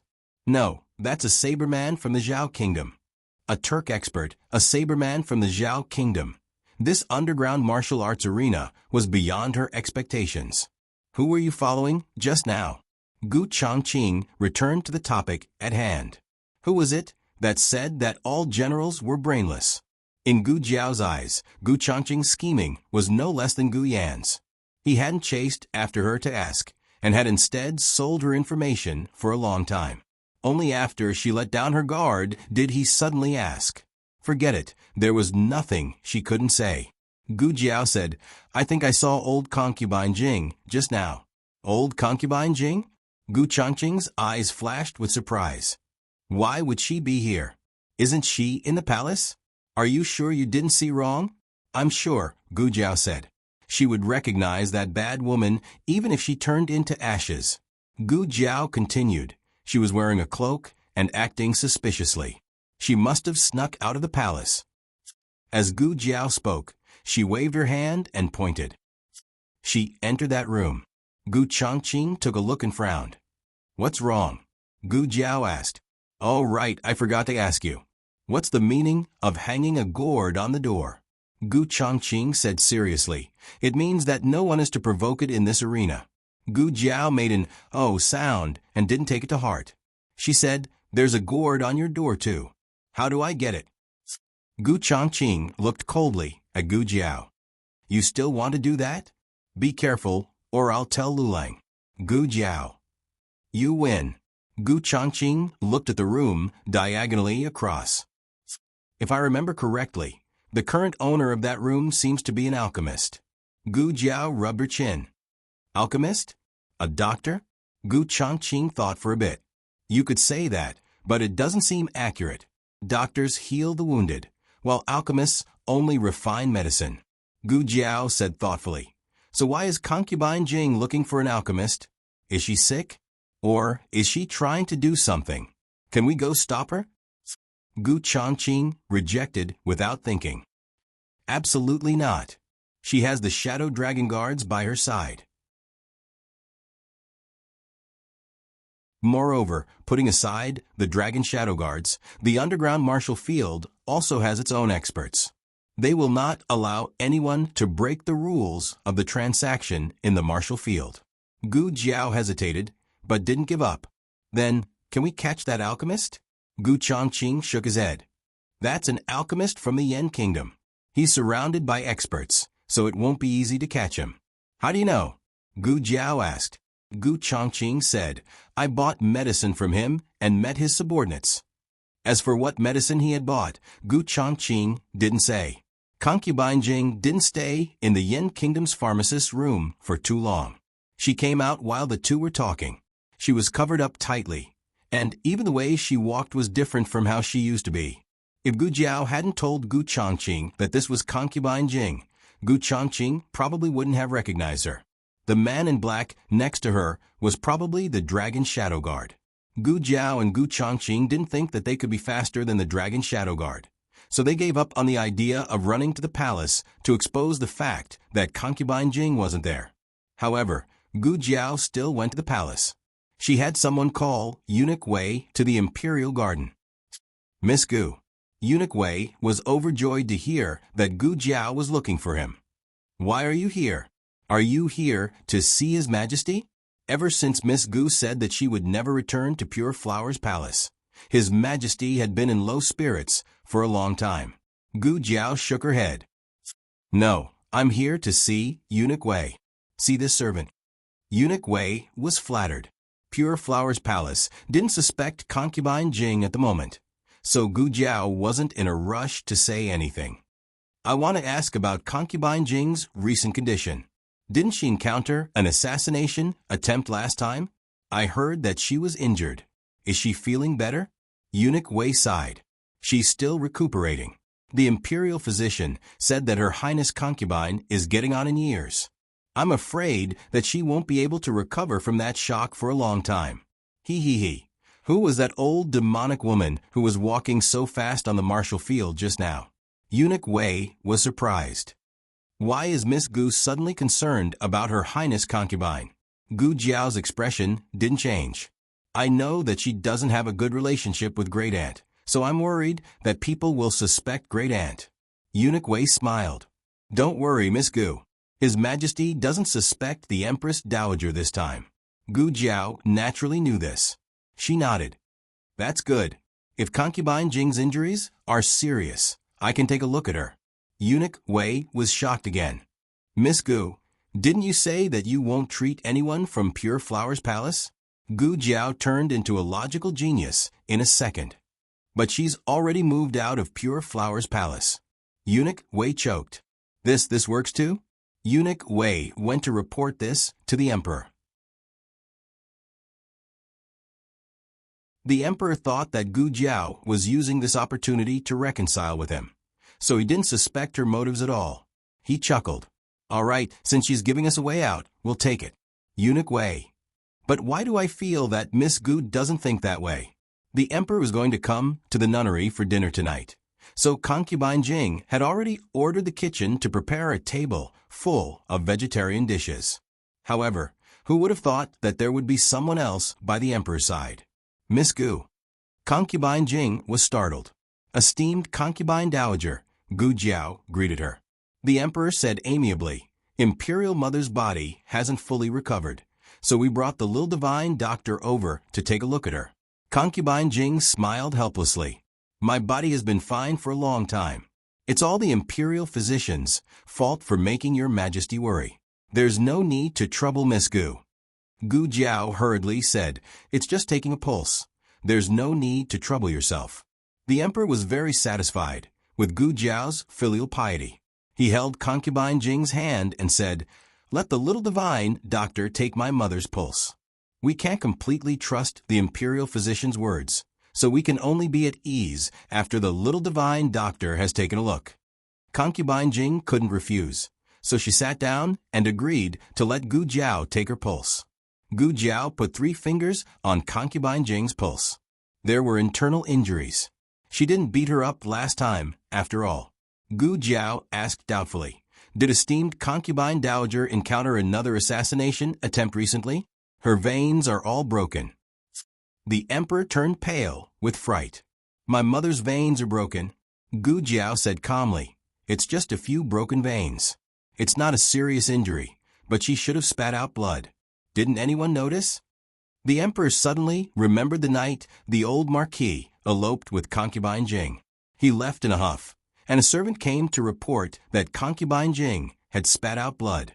Could it be that concubine Jing's veins were broken at that time? But he didn't hear anything about her being assassinated. Concubine Jing pinched her handkerchief and said, It's just that I hurt my veins because I'm depressed. Gu Jiao raised an eyebrow. Oh, then, esteemed concubine, please don't damage your veins again. It's very harmful to your body. Concubine Jing's face paled. She glanced at the emperor and said, I didn't damage my veins. It's just anger attacking my heart and sadness. The emperor didn't think it was possible either. Why would concubine Jing do that? Was she trying to soften his heart by injuring herself? His concubine Jing was the purest and kindest person in the world. She didn't understand these schemes at all. The latest chapter isn't finished yet. For more exciting content, please scan the QR code below to download the app. Novels are updated at a faster rate. Millions of novels are free to read. Novels with a deeper meaning that can't be found online are all available here. https://www.zhhbqg.com/89642_8964226/111297315. HTML Genius memorized this website's address in 1 second. www.zhhbqg.com Biku Pavilion's mobile reading website. zhhbqg.com.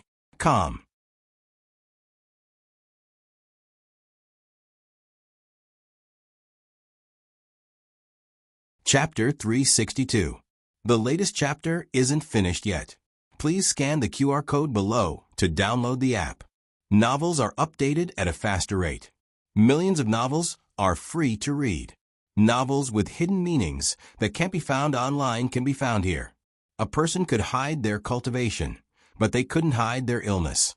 Gu Jiao felt concubine Jing's pulse and found that she was fine apart from being a little weak. In other words, her condition wasn't at the point where she needed to ask an apothecary from the Yen Kingdom for medicine. She couldn't have gone there just to chat.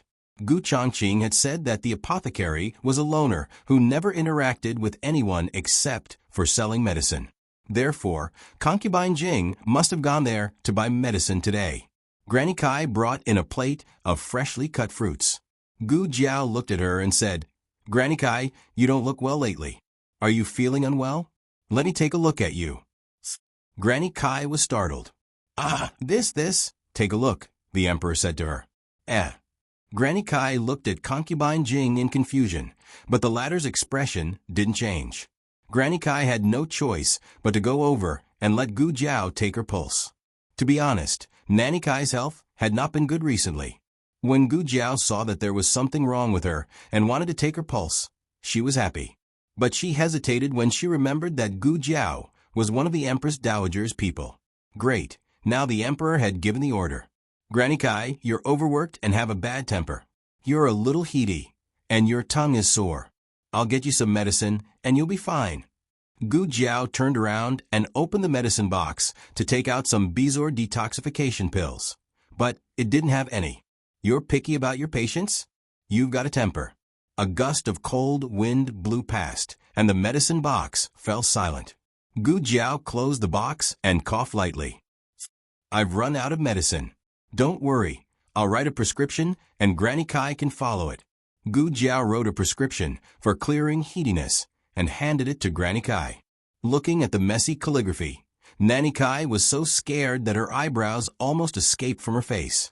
Gu Jiao had only seen a few of old concubine Jing's trusted aides.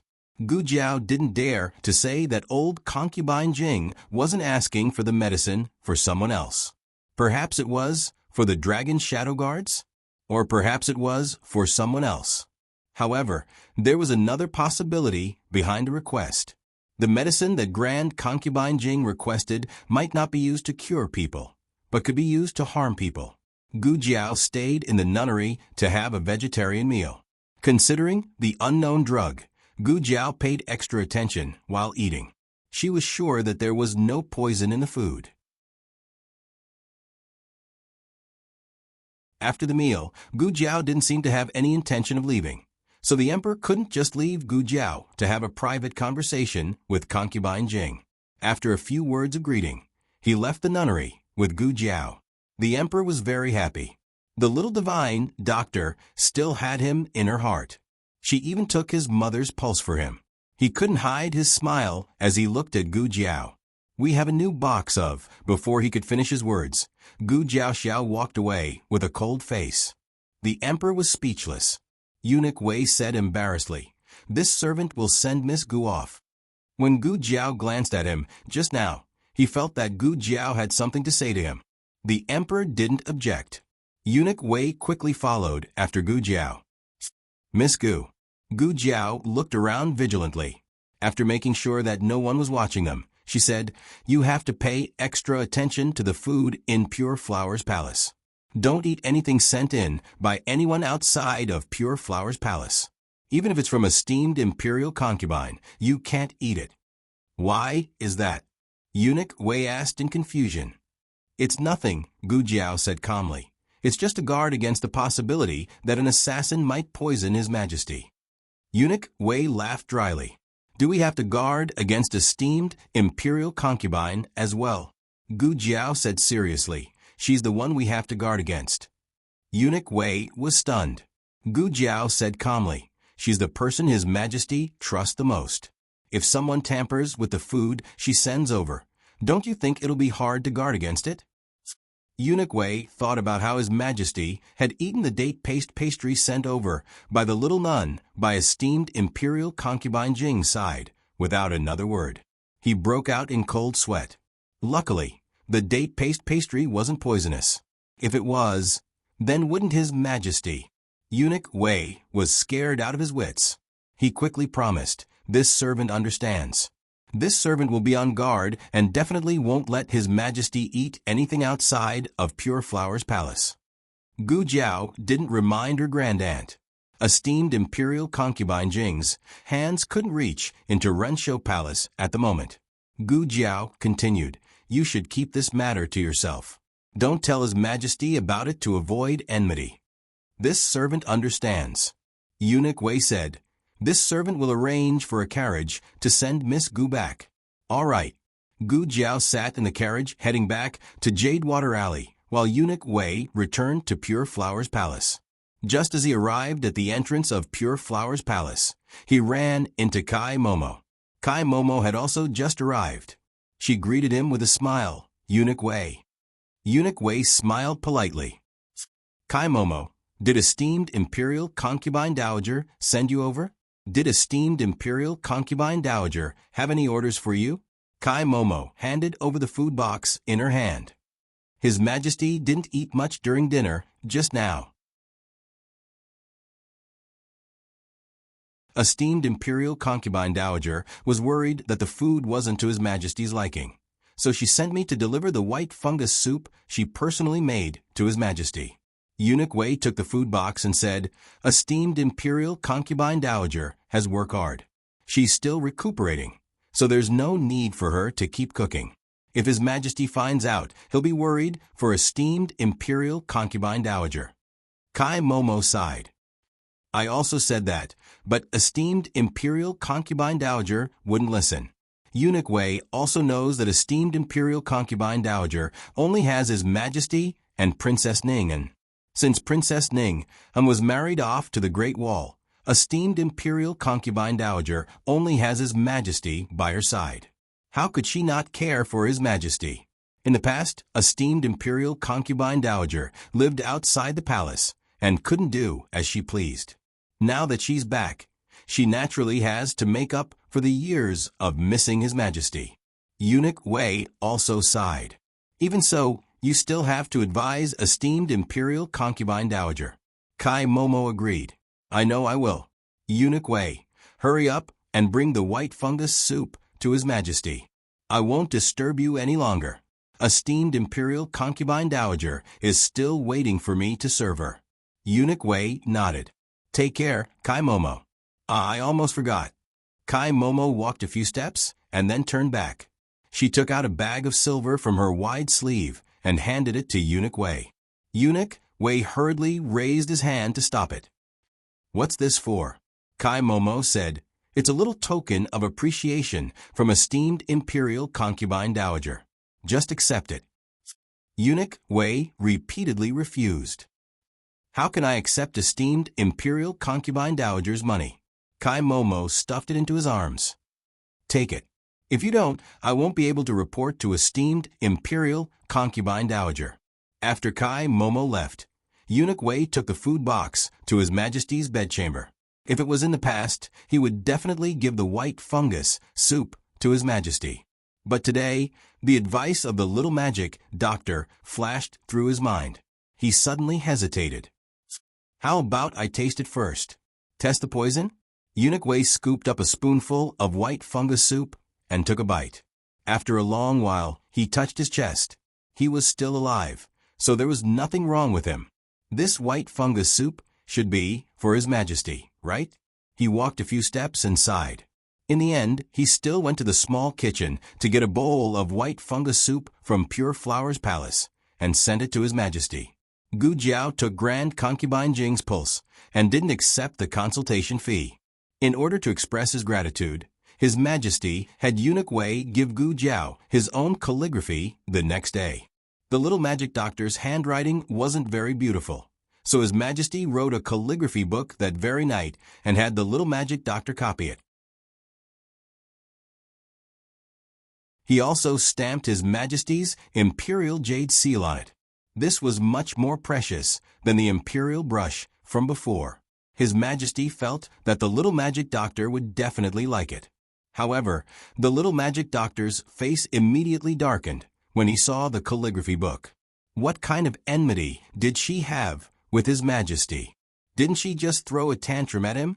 Was there a need to take revenge like this? Gu Jiao scratched her head in annoyance and punched the calligraphy book. Eunuch Wei jumped in fright. "Big sis, we're back." It was Gu Xiaoshuan's voice. Gu Jiao restrained her temper in a second and stood up to walk towards the door. Gu Xiaoshuan jumped down from the carriage with bags of various sizes. Gu Yan also jumped down. That's right, he could even jump now. This was a new carriage that His Majesty's great-uncle had bought. The coachman was one of Gu Yan's hidden guards. There was another carriage following behind the two's carriage that looked a bit unfamiliar. A middle-aged man wearing a gray robe got off the carriage. He then lifted the curtain and helped a woman wearing a white corset dress down. The woman had a graceful figure and a lithe figure. Her jade-like hands were as beautiful as jade carvings. Her clothes weren't extravagant, and she only had a simple bun on her head. The only accessory she wore was a wooden hairpin. She wore a veil that only revealed her bright and full forehead and a pair of calm and wise eyes. It's master and mistress, Gu Yan said to Gu Jiao. This was the first time that Gu Jiao had met her two younger brothers, master and mistress. She knew that one of them was Master Lu, and the other was called Nan Xiang. Master Lu looked more ordinary, but Nan Xiang was a bit stunning. Her every movement exuded the aura of an aristocratic family's daughter, but she didn't lose the heroic spirit of a martial artist. The two of them came in front of Gu Jiao. Nan Xiang smiled. You must be Xiaoshun and Ayan's older sister? My name is Nan Xiang. She took Master Lu's hand. This is my husband. His surname is Lu. If you don't mind, you can call him Lu Dezhuang. Gu Jiao. The few of them entered the house. Gu Jiao introduced Master Lu, Nan Xiang, and Eunuch Wei. Hello, Eunuch Wei. Nan Xiang smiled and greeted him. Eunuch Wei looked at Nan Xiang. For some reason, he felt that her eyes were a bit familiar, as if he had seen them somewhere before. Madame Yao and Senior Servant Fang went for a walk in the orchard and weren't at home. Little Jing Kong also went out to play. Xiao Lulang and the old chancellor were working overtime at the Hanlin Academy and the Imperial College. Gu Jiao invited them to the central room. The bags in Gu Xiaoshuan's hands were given by Master Lu and Nan Xiang. Gu Jiao had lived for 2 lifetimes and had only seen students give gifts to teachers. It was the first time that she saw a teacher give gifts to a student. Gu Xiaoshun sat next to Nan Xiang. Nan Xiang smiled at Gu Jiao and said, To be honest, I came here this time to discuss something with Miss Gu. What's the matter? Gu Jiao asked. Nan Xiang touched Gu Xiaoshuan's head and said, I like Xiaoshun so much that I want to take Xiaoshun as my adopted son. I don't know if Miss Gu will agree? Miss Gu, don't misunderstand. It's not that I don't like Ayan. It's just that Ayan has parents by his side. It's inconvenient for me to take someone else's son. I've already understood Xiaoshuan's situation. His parents aren't in the capital. Her words were tactful. What did she mean by his parents weren't in the capital? Gu Xiaoshuan's parents didn't want Gu Xiaoshun at all. When Gu Jiao took away this useless burden and bought out his relationship with the Gu family for 20 taels of silver, needless to say, Gu Xiaoshuan's parents were very happy. Nan Xiang learned about these things from Gu Yan. She felt even more sorry for Gu Xiaoshun. Gu Jiao looked at Gu Xiaoshun. To be honest, she was very surprised. She didn't expect Nan Xiang to like Gu Xiaoshun so much. Let's put it this way. If the 4 of them stayed in the orphanage together, Gu Xiaoshun would definitely be the last one to be adopted. Xiaoshun, what do you think? Gu Jiao decided to listen to his opinion. I'll listen to elder sister, Gu Xiaoshun said. This guy was also not enlightened. Gu Jiao changed the way she asked, Then do you like Nan Xiang and Master Lu? I like them, Gu Xiaoshun said, without hesitation. Gu Jiao continued, Then in the future, if they are old and can't support themselves, are you willing to take care of them? Gu Xiaoshun puffed out his chest. A teacher for a day is a father for life. Master and mistress are like my parents. Naturally, I have to take care of them. Gu Jiao had been his elder sister for so long. This was the most eloquent speech she had heard from him. Gu Jiao almost understood what he was thinking. In fact, it was not bad to have 2 more people to take care of Gu Xiaoshun. Gu Jiao was happy to hear this. She nodded. Okay, listen to me. Then why don't you hurry up and pour tea for your adoptive father and mother? Gu Xiaoshun was startled. Aya. Gu Yan bumped his shoulder with his small shoulder. My elder sister agreed. This. She agreed just like that?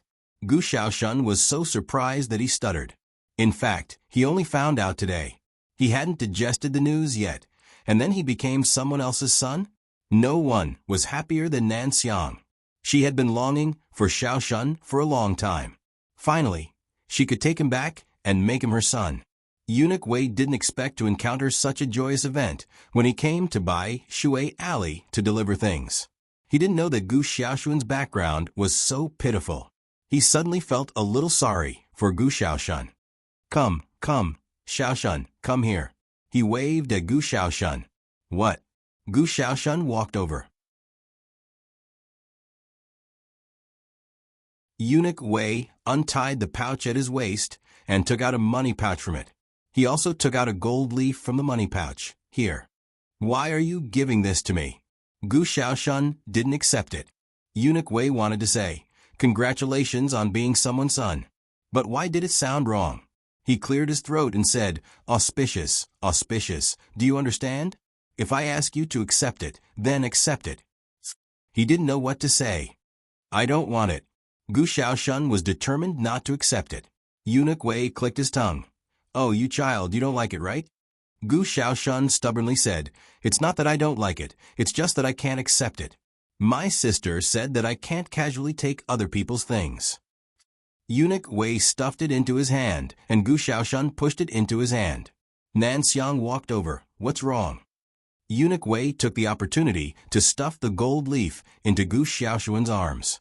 Gu Xiaoshun took out the gold leaf and said, Eunuch Wei wants to give me this. I don't want it. Nan Xiang smiled and took the gold leaf. Just as she was about to return it to Eunuch Wei, she suddenly smelled an unusual fragrance. She frowned and put the gold leaf to the tip of her nose to smell it. What's wrong?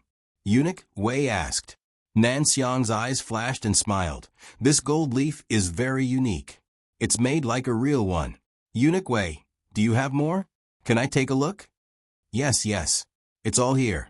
Eunuch Wei handed a bag of gold leaves that Nanikai gave him to Nan Xiang. Nan Xiang quietly flipped through the gold leaves in the bag and scratched with her fingertips. Oh, sorry. My fingernails are too long, and scratched Eunuch Wei's money bag. Eunuch Wei smiled. It's okay. It's just a money bag. Nan Xiang asked, does this money bag belong to Eunuch Wei? It's really beautiful. Eunuch Wei said, it was given by the master in the palace. If Madame Lu likes it, I'll ask if there's more. Nan Xiang smiled and said, that's not necessary. I broke it. I'll compensate you with a new one. Eunuch Wei said, no need, no need. Nan Xiang insisted again and again, but Eunuch Wei still refused to accept it. It was just a broken money bag. In his eyes, it was not worth anything. Gu Jiao noticed that something was wrong and looked at Nan Xiang. Nan Xiang smiled. Miss Gu, do you have a needle and thread? I broke Eunuch Wei's money bag. I'll fix it for him. No need, there's really no need. Eunuch Wei said. Gu Jiao looked at Nan Xiang. Yes, please come with me. The two entered the east room. Gu Jiao closed the door. Did something happen? Nan Xiang took out the money bag and tore it with both hands. A pile of dried flour fragments fell out from the interlayer of the money bag. Gu Jiao picked up a piece of dried flour and sniffed it. It smells so good. What kind of flour is this? Nan Xiang said, this is not a flower. It's grass. It's a kind of herb that grows in the Yan kingdom. It's colorless and tasteless, but after soaking in the medicine, it will emit a fragrance similar to the fragrance of flowers. Gu Jiao asked, is there a problem with this kind of grass? Nan Xiang stared. There's nothing wrong with it. But after soaking it, it becomes a kind of medicine. Medicine? Gu Jiao frowned. Nan Xiang stared at Gu Jiao and said, it can make people feel good, but it can also make people feel disgusted.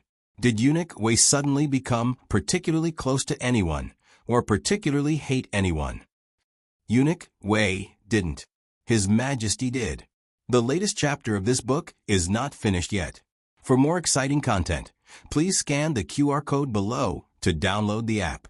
Novels are updated faster. Millions of novels are free to read. There are all kinds of novels that can't be found on the internet.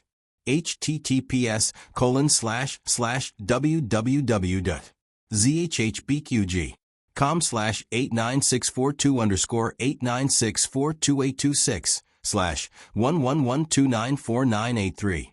HTML Genius remembered the website address in a second.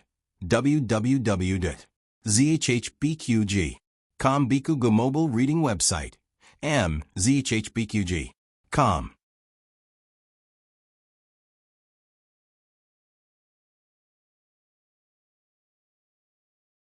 Chapter 363. The latest chapter of this book is not finished yet. For more exciting content, please scan the QR code below to download the app. Novels are updated at a faster rate. Millions of novels are free to read. Novels with connotations that can't be found online can be found here. Gu Jiao heard from eunuch Qin that the relationship between His Majesty and her grandaunt used to be very close, but they gradually drifted apart for some reason. Eunuch Qin himself didn't know where it started. In short, the relationship between the two became more and more tense, and Princess Ning was caught in the middle. After His Majesty ascended the throne, the Empress Dowager ruled from behind the curtain, and concubine Jing was sent to the nunnery. The relationship between the two was completely destroyed. Nan Xiang saw Gu Jiao's thoughtful expression and knew that she had thought of something. However, she didn't ask too much. She liked Gu Xiaoshun and was willing to become Gu Xiaoshuan's family. Naturally, she would treat Gu Jiao differently, but she wouldn't use her status as an elder to interfere with Gu Jiao's private matters. She would listen to what Gu Jiao was willing to say, but she wouldn't ask what was inconvenient for her to say. Gu Jiao continued, "Martial Aunt Nan, you said that this grass is a catalyst. Does that mean that it needs to be combined with other medicines to be used?" "That's right. This medicine is very rare even in the Six Nations. It was originally—" Nan Xiang paused and smiled. It was a knockout drug from the Tang sect. It was divided into white medicine and black medicine. At first, it was used to control disobedient people, but it was later banned by the elders of the Tang sect because its methods were too despicable.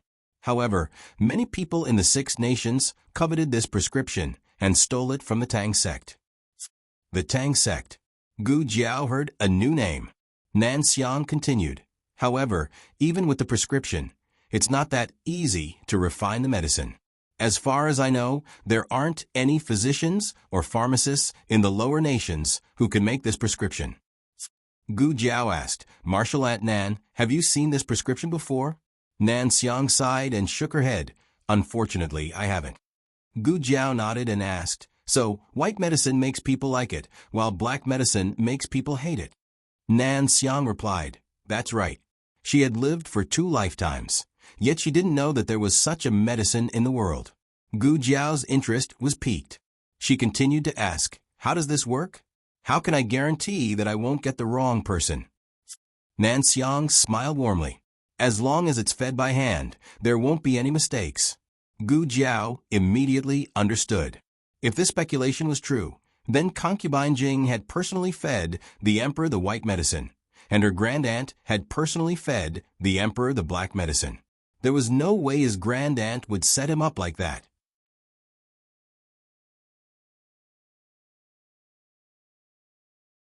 His grandaunt hadn't put up her guard against grand concubine Jing back then, so she must have been set up by the latter. Gu Jiao asked again, "What about the guiding drug? Are the catalysts of the black and white medicines the same?" Nan Xiang nodded with a smile. "The guiding herbs are all the same. Some people had a firm mind and were not easily swayed by drugs. At this time, they needed drugs to stimulate the effect. Of course, there was also another situation, which was that after a long time, the effects of the medicine would not be stable enough and would need to be guided in to deepen the effects. The guiding drug doesn't need to be consumed. It's enough to let people smell it from time to time." At this point in the conversation, it was easy to guess who had given the money pouch to Eunuch Wei. Gu Jiao picked up the pouch and smelled it. There was a strong sandalwood fragrance on it. It was undoubtedly sent from the nunnery. Gu Jiao weighed the pouch in her hand and said, "Mistress Nan's nose is really sharp. The sandalwood fragrance is so strong, but you can still smell the guiding drug inside." Nan Xiang smiled. "This is the same principle as how you doctors distinguish medicinal herbs. People were always very sensitive to things they were familiar with. If there was monkshood aconitum inside, this little girl would be able to smell it through the sandalwood fragrance." Gu Jiao looked at Nan Xiang and said, "To be able to recognize this drug, it seems that Mistress Nan isn't an ordinary person." Nan Xiang smiled. "Likewise. This little girl wasn't a soft persimmon that could be bullied. She hid her abilities and didn't want others to know. Both of them were very smart and tactful.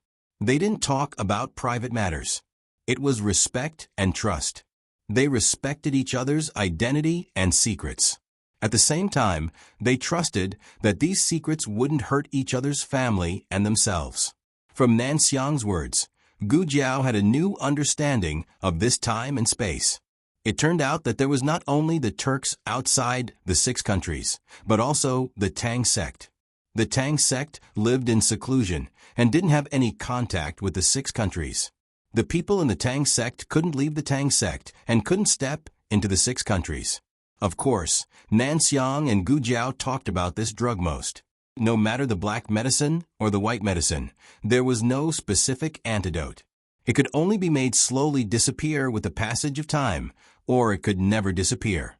Gu Jiao said thoughtfully, "What symptoms will there be when the drug's effect disappears?" Nan Xiang shook her head. "I haven't seen the specific symptoms.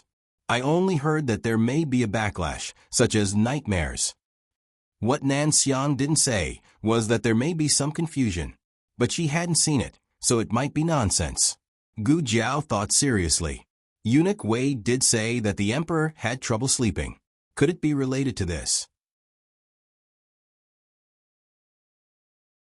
She looked at the dried flowers on the table and said, "Can the guiding drug prevent the drug's effect from disappearing? In theory it can, but..." Nan Xiang touched the dried flowers on the table. 1 or 2 of the guiding drug is enough. Using so many of them can only mean that the person who was drugged is very unstable. The guiding drug's effect can't be reversed, unless the other party is going to drug that person again. Will it still be effective the next time? Gu Jiao asked. Nan Xiang thought seriously. It should be, but it's hard to say how much more. So concubine Jing did go to buy medicine yesterday. She planned to drug the emperor again, because no matter how effective the drug was, it wouldn't be worse than it was now.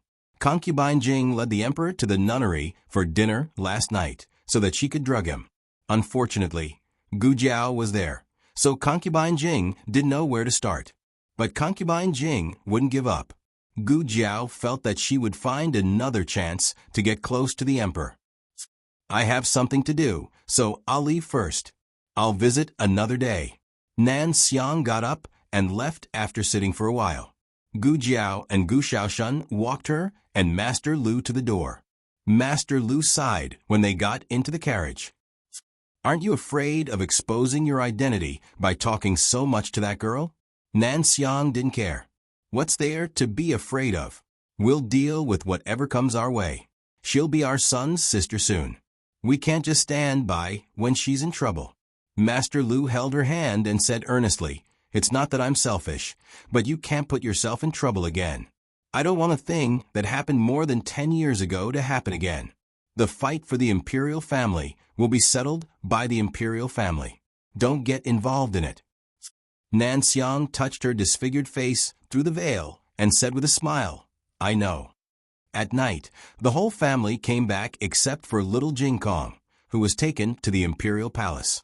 They were all happy for Gu Shaoshan when they heard that he had recognized Master Lu and Nan Xiang as his adoptive parents. The old chancellor personally cooked a table full of delicious dishes to celebrate for Gu Shaoshan. Gu Shaoshan was embarrassed. He was still confused. How did he become the son of his master and his mistress? Guyan looked at the dishes in his bowl that were almost full and said seriously, "See, I wasn't wrong. His mistress has taken a fancy to you." Gu Shaoshan was speechless. "Is this what you mean by taking a fancy to me?" After the meal, Yu Ya took the bowls and chopsticks to the backyard. Everyone began to do their own things. Guyan went to help Lil Jing Kong walk the chicken. He should have done it before dinner, but who told him to procrastinate? He only went out when it was dark. Gu Shaoshan went to straighten his wood. Xiao Lulang returned to the study room. Gu Jiao was watering the vegetable garden in the front yard. Yao Shi walked over. "Jiao Jiao." And Gu Jiao looked at Yao Shi while watering. Yao Shi was holding a box in her hand. She looked nervous and perturbed. "Jiao Jiao, come here for a moment." "Okay." Gu Jiao put down the kettle and came to the stone table. Yao Shi had already sat down on a stone bench. Gu Jiao sat beside her. Yao Shi put the box on the table and gently pushed it in front of Gu Jiao. "What is this?" Gu Jiao asked strangely. Yao Shi looked expectant. "Open it and take a look." Gu Jiao raised her hand and opened the box. She found that it was filled with jewelry. They were exquisite and of high quality. "This is..." Gu Jiao did not understand Yao Shi's intention. Yao Shi calmed herself down. She gathered her courage and held Gu Jiao's hand. "This is for you." "Why?" Gu Jiao asked. Today was not a big day. Why did she give her so much jewelry? Yao Shi lowered her head and pinched the handkerchief. "I wanted to give it to you a long time ago. I was worried that you would not want it." These were not expensive jewelry. Although the quality was good, they were all given to her by her grandmother before she married. She did not know how many years had passed, but the style was old. She was not really living a poor life. It was just that the jewelry she bought outside was not as meaningful as the ones her grandmother gave her. But she did not know if her daughter would like the things she thought were meaningful. Moreover, other than making a few sets of clothes for her daughter every month, her daughter did not want money. Gu Jiao did not say a word. Yao Shi thought that she was going to refuse and quickly said, It's not worth much. It's all old jewelry." If this was not worth much, then what was worth much? Gu Jiao did not understand much about the styles of the ancient era, but she still recognized gold. A box of gold jewelry could be sold for a small residence in the capital. Gu Jiao made a sound. "It's very old, Yao Shi. It's not very old." What exactly was she saying? If it was too valuable, she was worried that she would not accept it. If it was too worthless, it would seem that the gift did not have enough weight. Yao Shi had never felt so conflicted before. Gu Jiao's lips curled into a smile. "It's beautiful. I like it a lot." This was agreeing to accept it? Yao Shi's eyes lit up. Her heart that had been in suspense all night finally relaxed. She could not help but let out a sigh of relief. In reality, rather than saying that she was worried that her daughter would refuse her gift, she was more worried that her daughter would refuse her kindness. Gu Jiao returned to the east room and took out the jewelry box one by one to admire. As a visitor from another world, she really liked these jewelry. They were all antiques. While she was admiring them, Xiao Lulang stopped in front of the door. Gu Jiao was keenly aware of the breathing outside the door. She turned her head to look at him. Her eyes sparkled. "Husband." Xiao Liulang's habitual address, which didn't contain any lingering thoughts, nearly messed up his breathing. Xiao Lulang clutched his chest. His eyes swept over the jewelry on the table, and he used his sleeve to cover his right hand. "What did you take?" Gu Jiao's sharp eyes noticed. "It's nothing," Xiao Lulang said. "I still have a book that I have not finished reading." As he said this, he turned and left. Gu Jiao put down the pearl hairpin in her hand and walked forward a few steps. She grabbed Xiao Liulang's sleeve. "What did you take?" "Let me see." Xiao Lulang lightly said, "I said it's nothing." Gu Jiao did not believe him. She reached out to grab his right hand that was hidden under his sleeve. Even if he wanted to hide, how could he be Gu Jiao's opponent? Gu Jiao quickly took the red string from his hand. This was a hand-woven red string with a few small pieces of jade. The color of the jade was not very good, but the craftsmanship of the red string was exquisite. "Is this for me?" Gu Jiao asked. Since she had it, there was no point in denying it. Xiao Lulang gave a vague unsound. This was personally woven by an old woman on his way home from the Hanlin Academy. The moment the bright red color came into his eyes, he almost immediately thought of her. At that time, he did not think too much about it. He thought that she would look good wearing it. But when he bought it home, he found that she had so many expensive jewelry. Then his shabby bracelet. Gu Jiao handed the red string and her left wrist to him. "Help me put on." Xiao Liulang's eyelashes trembled. He took the string, and his fingertips accidentally touched hers. A tingling feeling went from his fingertips to the bottom of his heart. He put the red string on her slender wrist. Her jade-like wrist was accentuated by the bright red color, making her look extremely alluring. The latest chapter of this book is not finished yet. For more exciting content, please scan the QR code below to download the app. The novel is updated faster. Millions of novels are free to read. There are all the novels that can't be found on the internet here. https://www.zhbqg.com/89642826/111269982. HTML Genius remembered this site's address in a second. www.zhbqg.com Bikaj mobile reading website. zhbqg.com that you're tuning in to the Echo Reads YouTube channel. Don't forget to subscribe and join us on this journey to catch the most captivating stories.